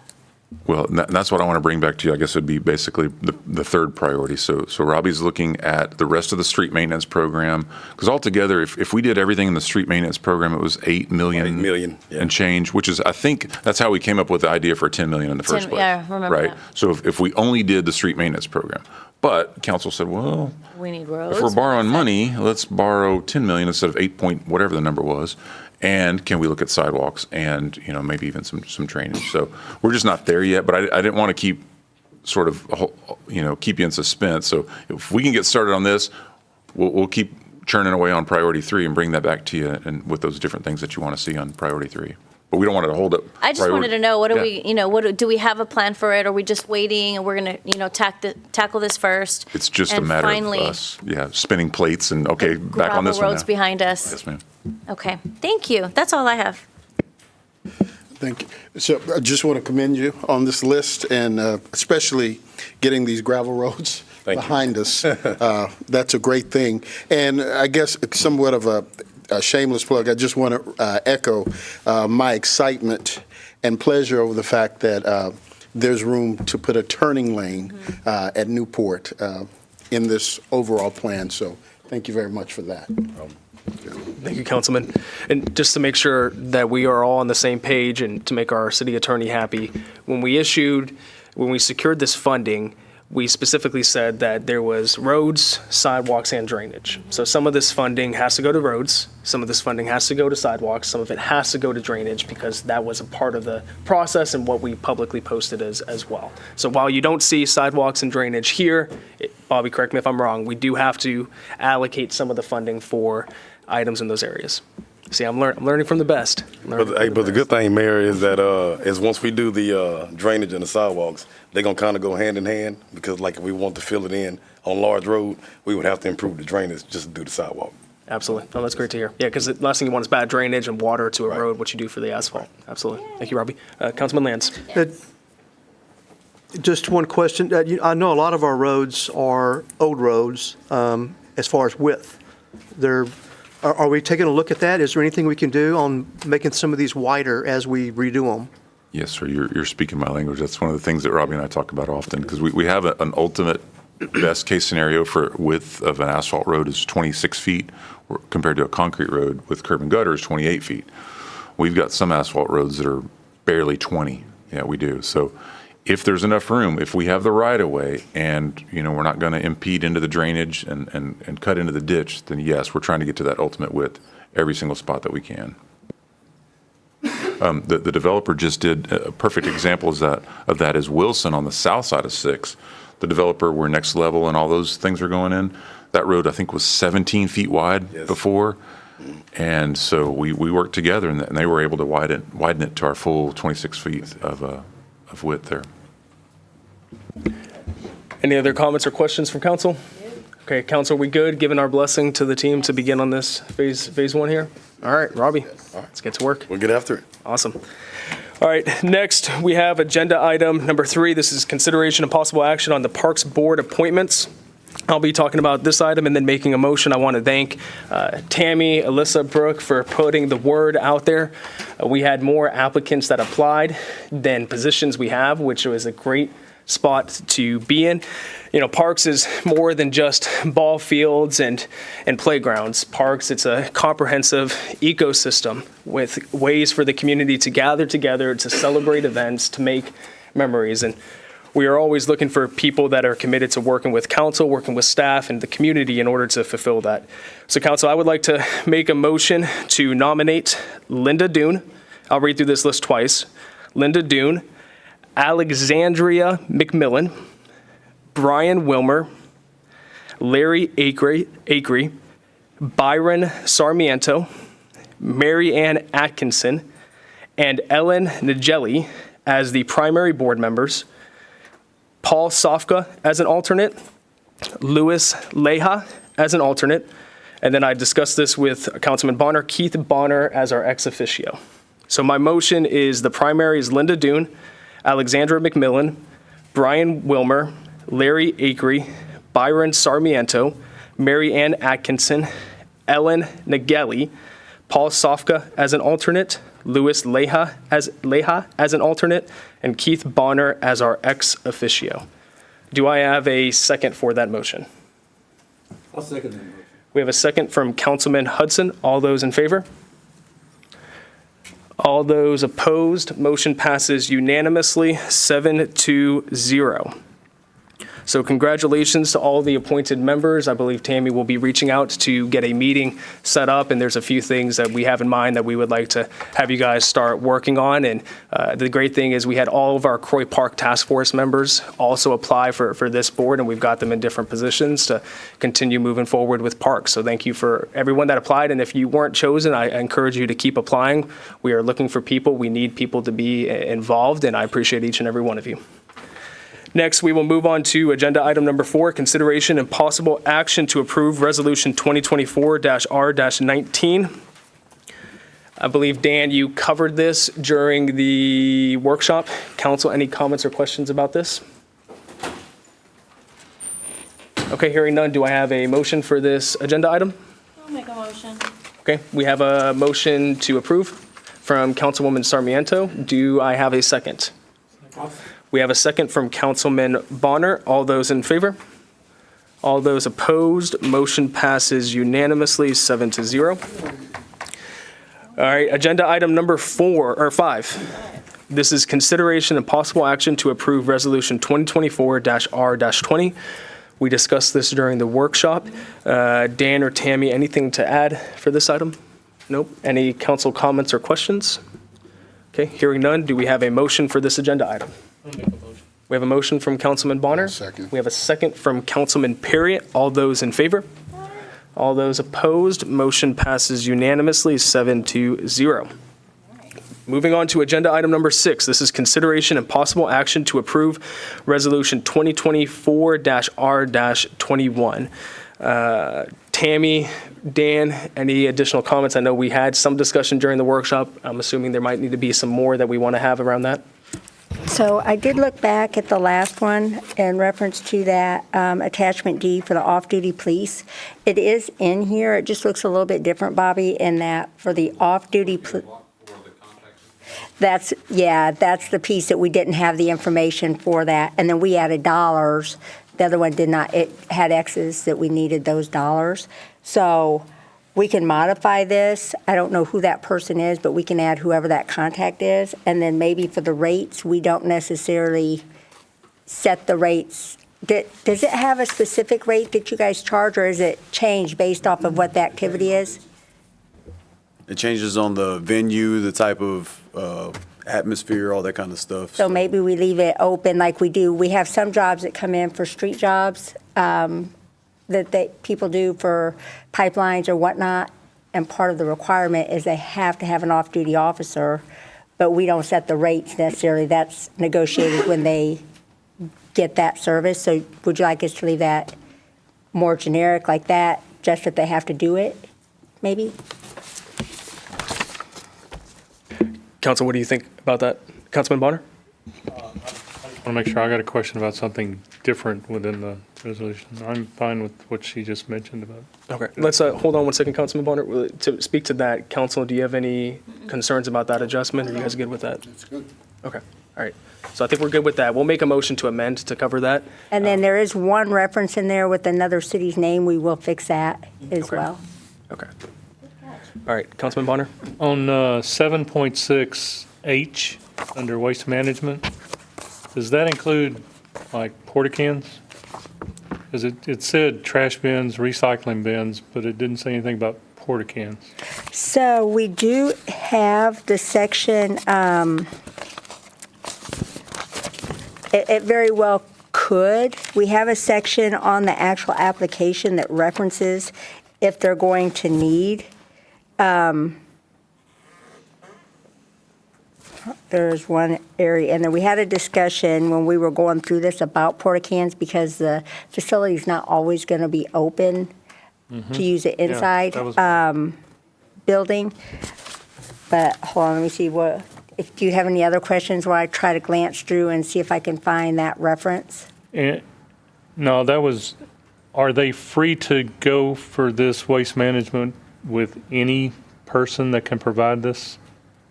Or strictly with the company that does our current trash? No, our current trash doesn't provide porta they're- cans. they have to go on their Even own our to city find events, that. we just search the best prices. And I don't know if Jason Black is still here. Oh, so typically, part of their business, there's a representative that used to work for Waste Connections, and he always gives us the best pricing for our porta cans. Okay.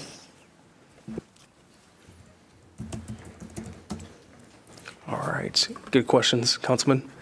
Any other comments or questions that we have about that? So we'll give Tammy a minute here just to look that up. And I believe, just to make sure I had it noted down, we want to make a change to make the security fee negotiable, and then to also change the city name from the city of Bryan to the city of Manvel. Was that correct? Not necessarily negotiable, just as per the Manvel PD, whoever does the coordination, whatever their rates are, which may be different. So I don't know how to word that. It's not like necessarily you, coordinate with the Manvel Police. Coordinate the rate with the Manvel Police Department. Right. Okay. So while Tammy looks that up, Council, what I'll do is I'll make a motion to amend Resolution 2024-R-21 to include language regarding the pay for the security to be coordinated with the Manvel Police Department, as well as changing the designated city name from the city of Bryan to the city of Manvel. Do I have a second for that amendment? I'll second that. Okay, we have a second from Councilman Oplager. All those in favor of that amendment? Amendment passes unanimously, 7-0. I believe Tammy's still looking, so we'll give her a second. So I thought we put it, we talked about it, and I thought we added some language in there, but I think, I'm doing a search on the document now for porta cans, bathrooms, portable bathrooms, and nothing's popping up, but I do think that we need to add something based off of specific, maybe the time frame. If it's going to be more than a 2-hour event, maybe they need to have on-site porta cans if the facility's not open. I don't know if that works for y'all or if it needs to be even. No, I think that's fine. It's just, if you don't put something in there like that, then our officers are going to get extremely busy making calls, because people will use whatever facility they can find. Mayor, I was just going to read, so 7.6, I think that Mr. Bonner pointed out, so 7.6H, it just says users must provide adequate waste management facilities, example, trash bins, recycling bins, and ensure proper disposal of waste. Failure to manage waste appropriately may result in additional cleanup fees. So I just think since we listed trash bins and recycling, we could list ever how the wording is proper for porta cans, just to show an example. Right. Yeah. So, Councilman Bonner, is that your motion? Yes, I'd like to make a motion to amend 7.6.8 to include the wording porta cans or ever what's proper. That works. We have an amending motion. Do I have a second? Second. We have a second from Councilman Oplager. All those in favor for that amendment? Motion passes unanimously, 7-0. Now we have the policy as amended 2 different times before us. Any final questions or comments? Do I have a motion to approve the policy as amended? I'll make a motion. We have a motion from Councilman Bonner. We'll give the second to Councilman Perry. All those in favor? All those opposed? Motion passes unanimously, 7-0. Well, great job, everyone. Tammy and Bobby Dan and Captain, thank you guys for working through that and workshopping that. That was good. Good exercise. Okay, agenda item number 7, consideration and possible action on the Brazoria County CDBG and Home Program for federal fiscal year 2025 to 2027. Anything additional to provide there, Tammy? Just that in your motion, it will be specific if you're going to opt in or opt out. Okay. Any comments or questions from council? withdraw or remain, I think, right? Yes. Yes. Okay, so I would like to make a motion that the city of Manvel remains in the Brazoria County CDBG and home program for federal fiscal year 2025 to 2027. Was that a good motion, Tammy? Good All motion. right. Do I have a second for that motion? I'll second We have a second from Councilman Ed Perry. All those in favor? All those opposed? Motion passes unanimously, 7-0. Agenda item number 8, discussion on the sex offender ordinance. This was an item that Councilwoman, or Mayor Pro Tem Sarmiento brought forward. I was her second on this item, so Mayor Pro Tem, we'll turn it over to you. Thank you so much. Okay, guys, so this is a touchy subject, but as a mother of 4 young, beautiful little girls and a son, 5 children in total, I'm constantly watching the news and regularly attend awareness events for human trafficking, sex trafficking, child molestation, sex offenders, all the stuff that affects our children in our community.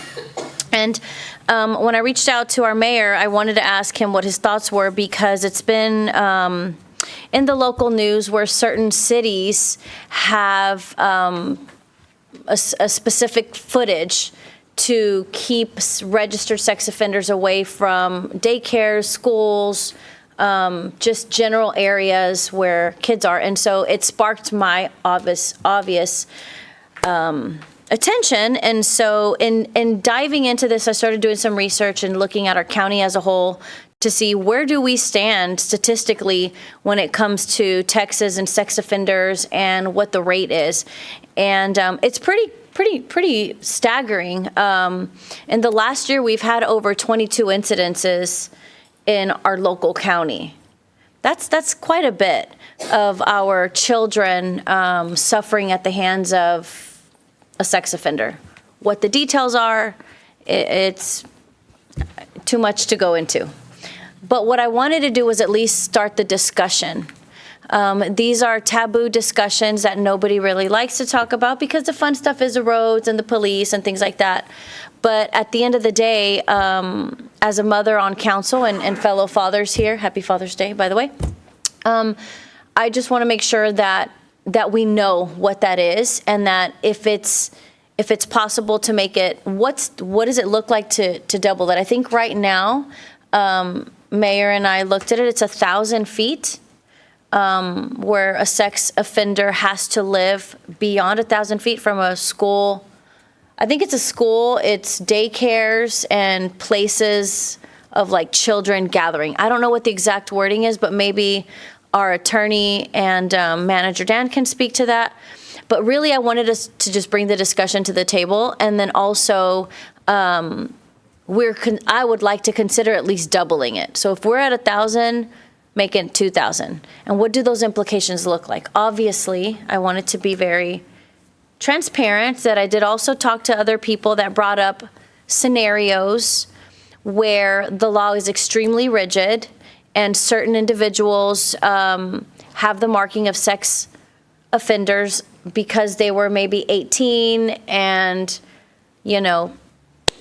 got into some stuff with the 17-year-old, 16-year-old, got pregnant, but then later on they get married, and they're still married 20 years later.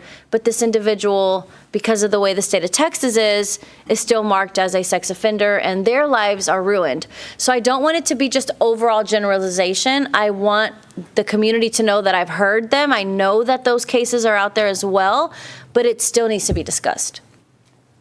So with that being said, what do we know about that, and how are we protecting our children here in Manvel? Well, there's a state statute involved, obviously, and most of the cities adopt ordinances that do what the state statute allow us to. Arguably, we haven't looked at it in recent years to see if there have been any amendments recently that would allow us to do anything different.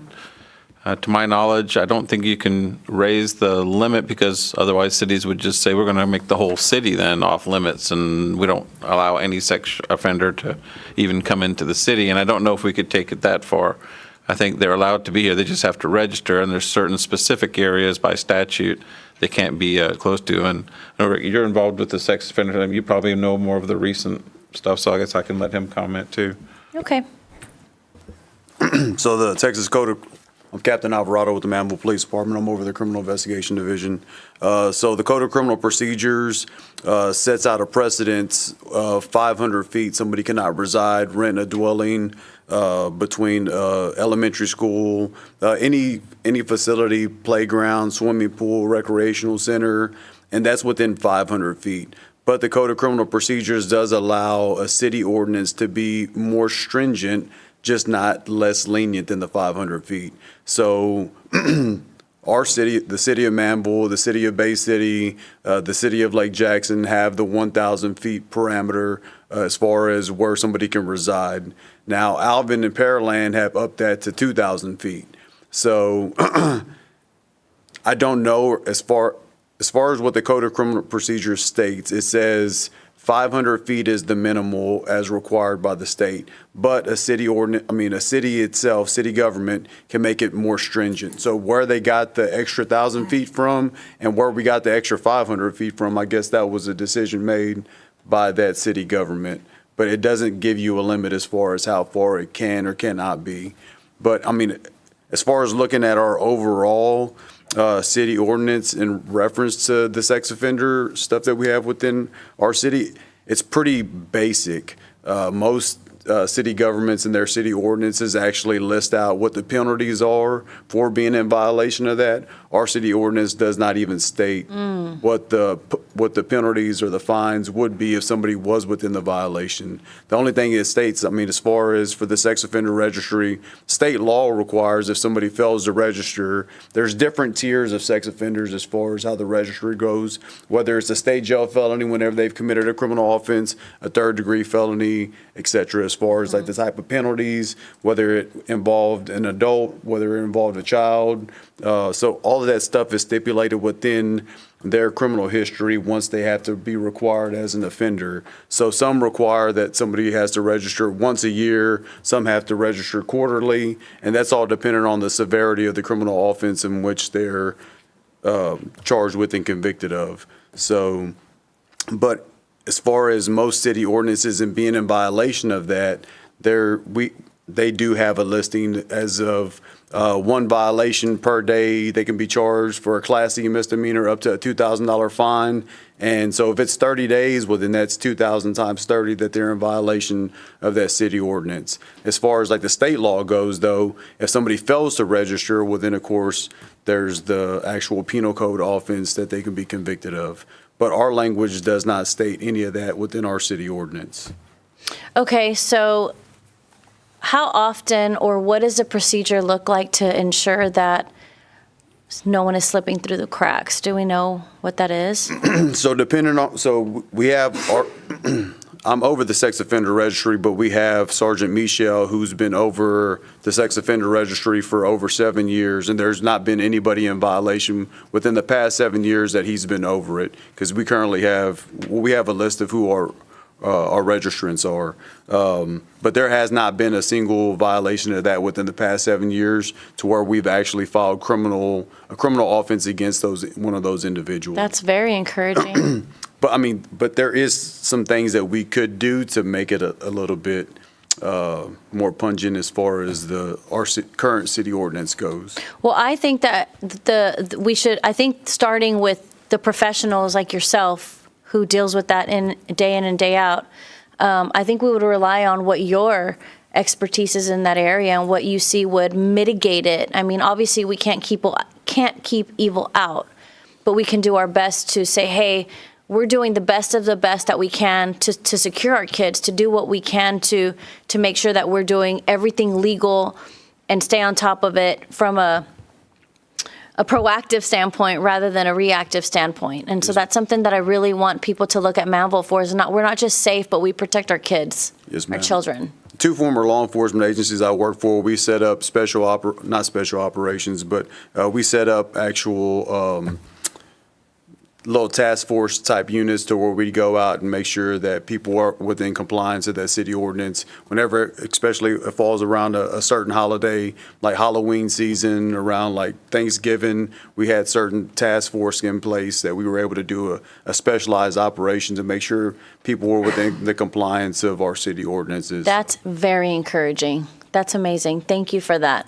Okay, so with that being said, I would like to find out what we can do to put in those type of fees, and because right now what you're saying is we have it to 1,000 feet, right? It's up to the city to decide how far we want to extend that, but then as it is now, there's really no There's no consequence. penalty listed. There's no consequence. There is. In the beginning of the city code, we've got a general penal provision that covers all ordinances in the whole city code book. Okay. And some ordinances will have very specific ones just for that, but to cover them, we have a general penal provision in section 1.4, which is basically mostly $500 fines, although it could be up to $2,000 for anything that covers fire safety, zoning, public health and sanitation, other than vegetation and litter violations. And then the $500 is really the general fine, which doesn't include traffic, which is also has its separate fines coming out of the transportation code. But we do have fines if somebody does violate something. We do have that in here. We have that generalized, but nothing specific for registered sex offenders that break. We can make it redundant. We can That's make fine. it. I mean, Okay. And if we're going to make any other changes, we certainly can add that at that time. So. All right. That's all I have. I'm interested to see what my fellow council and Mayor Dan have to say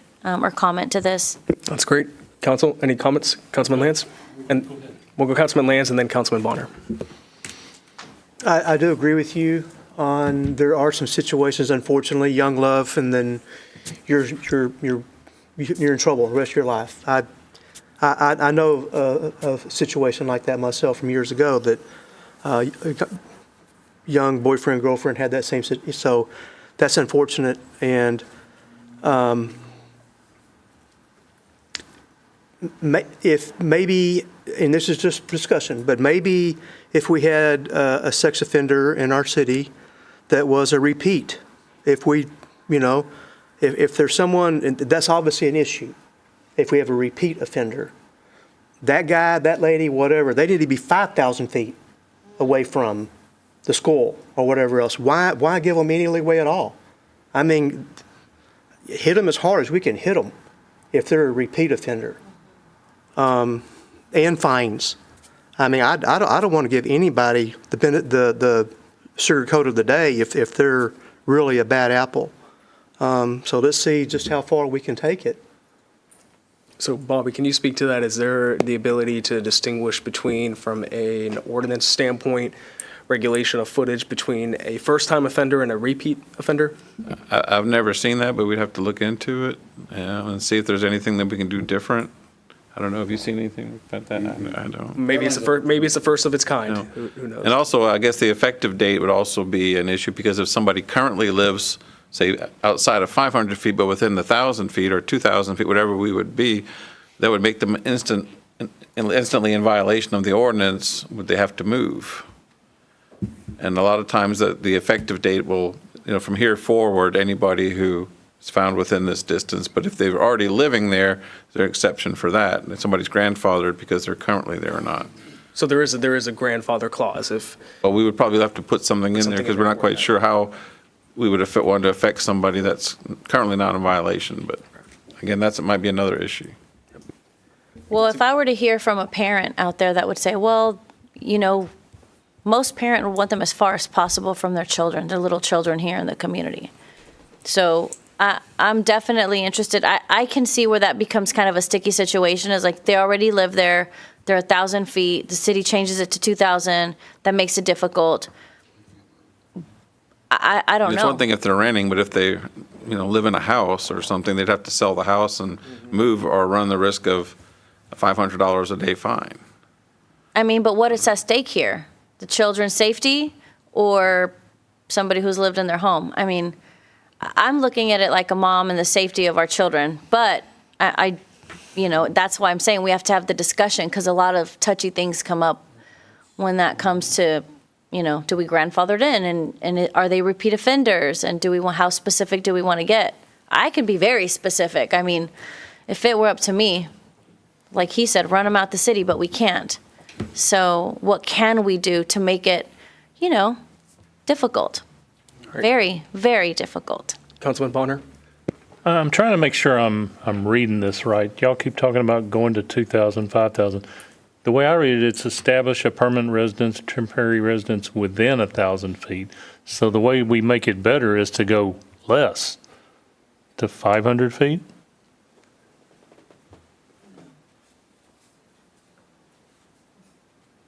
Oh, no, I'm seeing now. I'm backwards. You want them to be as, I get it, I'm backwards, I'm just trying to.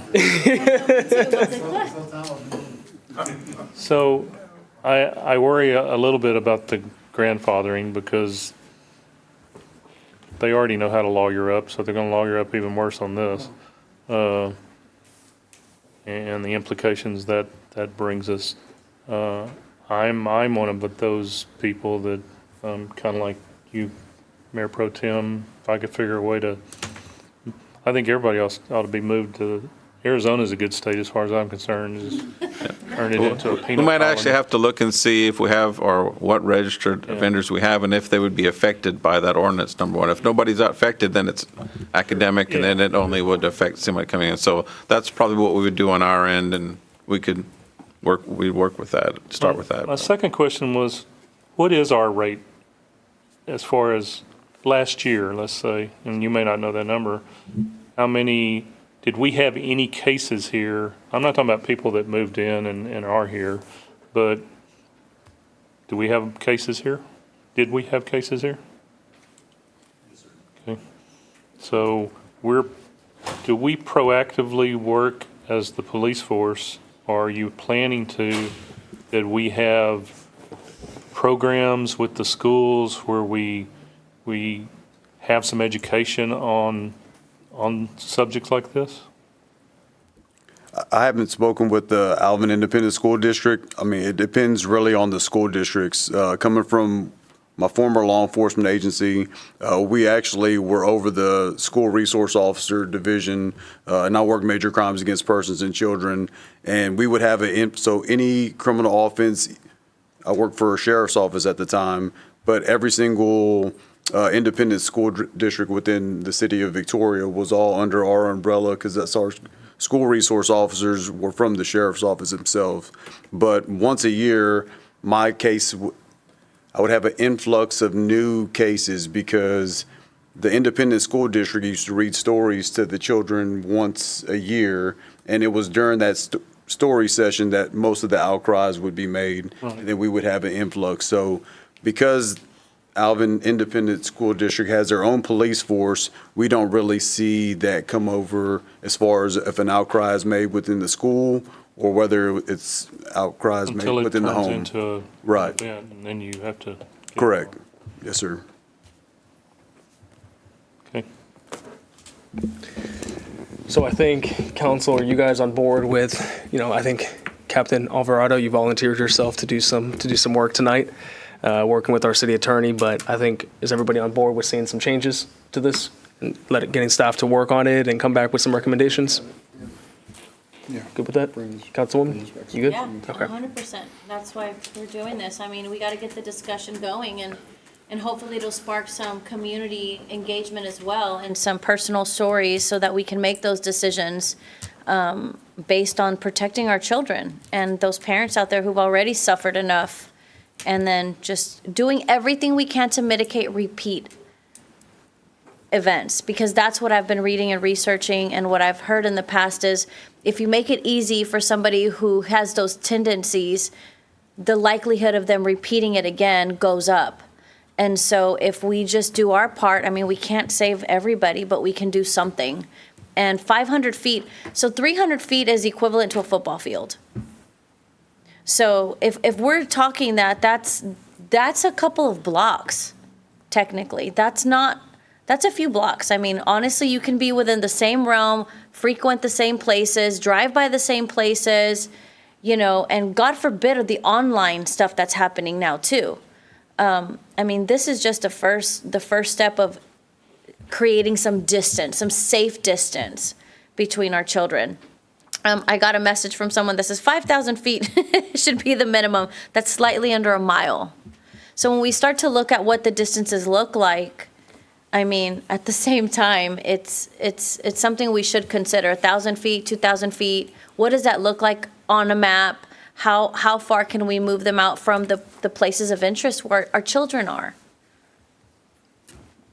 All right, do you guys think realistically? I think he's trying to show us something. Oh, So the city of Alvin actually has this on their GIS map that's like public to the members of the community. So this is the city of, I can pass it down, or y'all can look on their website. But within the entire city of Alvin, they have bubbles outlined that are within the 2,000 feet requirement. So members of the community could actually pull up the map themselves and say, okay, this is Owen Street and this street. So, I This mean, if is the somebody's same- actually looking to rent a property or buy a property, they would be able to look at the GIS map and say, hey, look, no, I can't purchase a home here, I can't rent a home here, because this falls within the bubble. And I mean, I think that's a pretty neat idea that they were able to get the entire city, I mean, the city of Alvin, create the bubbles, and it actually blocks out where they wouldn't be able to purchase or rent a home. And vice versa, for those home sales people or people trying to sell their home, that can also be something, hey, if you're trying to entice a family to move to your subdivision because there's schools and things for children, that's also something to say, hey, this is a safe zone. Right. We've gone above and beyond to create a safe zone for families, and that gives us peace of mind. So Correct. I love that. And it's proactive, I mean, as far as for our real estate people, Yeah. just to be like, hey, look, this is how well you're protected by our city ordinance, that an offender cannot live by you or rent a residence by you. I love that. I think we should do something like that. so Manager Dan, do you think that, kind of targeting our second meeting in July 15th, we could have something back forward? Do you think that's, okay, fantastic. Thank you, guys. Mayor Pro Tem, thank you for bringing that forward. Thank you. And thank you to everybody that contributed it and your support for this. We next have an executive session. We have 2 items on our executive session. We'll read this out and then head in. And Manager Dan, Bobby, and Rosie, I believe you guys are going to be joining us. So we have City Council will convene into executive session pursuant to Texas Government Code Section 551.087, deliberation regarding economic development negotiation, and Section 551.071, consultation with attorney, discuss MUD 61 agreement, discuss 380 agreement with MUD 83 and Hillwood Enterprises. And we will head into executive session at 7:38 p.m.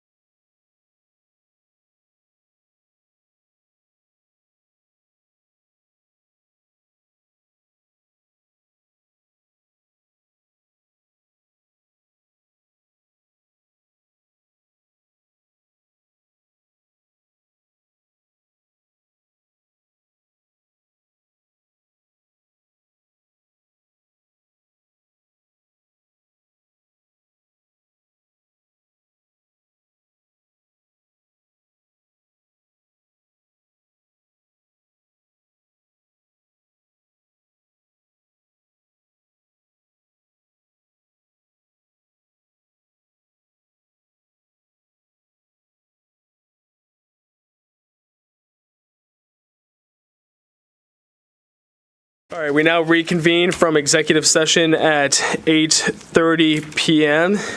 We'll now go to mayor and council comments. Any council comments? None. Oh, and we are reconvening from executive session, having taken no action. Make sure to state that. I don't usually state that. My I apologies, have one Tammy. comment. Yes, sir. Wanted to remind everybody about the Brazoria County Cities Association meeting that we'll be hosting. Have we gotten any closer, Tammy, to? So what, I send that out, no, and it's still way early in our process at the Yeah. beginning. But when the meeting agenda goes out, it'll have all those details on it to all the cities within Missouri. I was just wondering if we got any closer to trying to figure out where. No. Okay. But once I have it Yeah. confirmed, I promise you guys will be the first to know. And at that meeting, the mayor of Iowa Colony did say that he was looking forward to us participating with them. And so it was a nice meeting. I'm getting to know a few people there. I can see all of y'all at these meetings. It's a good group. I understand it's a far ways to travel sometimes, but I'm learning a lot just meeting people that are in, hearing about the different things that go on in their city. And then I believe, Councilman, you're referring to the Fourth Fest that is happening, our partnership? Yep. So the Fourth Fest, we are partnering with the City of Iowa Colony. I think our very own Alyssa did the graphic for it. Brooke, you've been helping out with the website and stuff. So we've partnered with Iowa Colony to do the best and biggest fireworks show. I feel like I got to do my Trump hands. The best and the biggest fireworks show you've ever seen. And that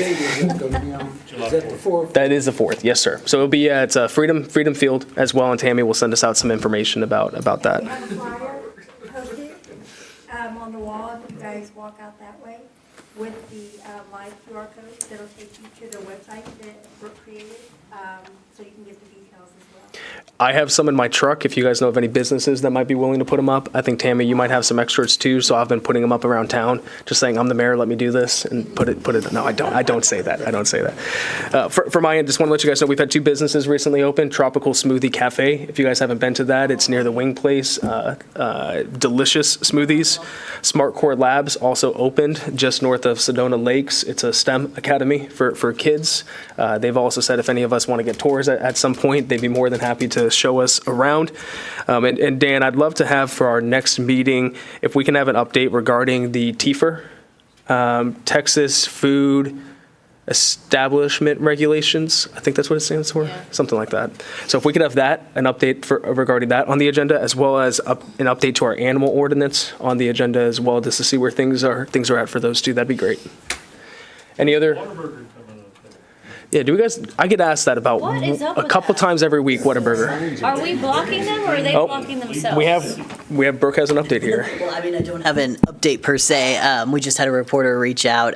So the same information that I gave to her is that per our records, they're now in the inspection phase. So they're getting all of their inspections done. We don't have a time frame yet because that depends on scheduling and all that. But, hopefully soon. Reporter reached out about Whataburger? That's hilarious. Yeah. Larry called. Yeah, Larry called. Yeah, Larry called the reporter.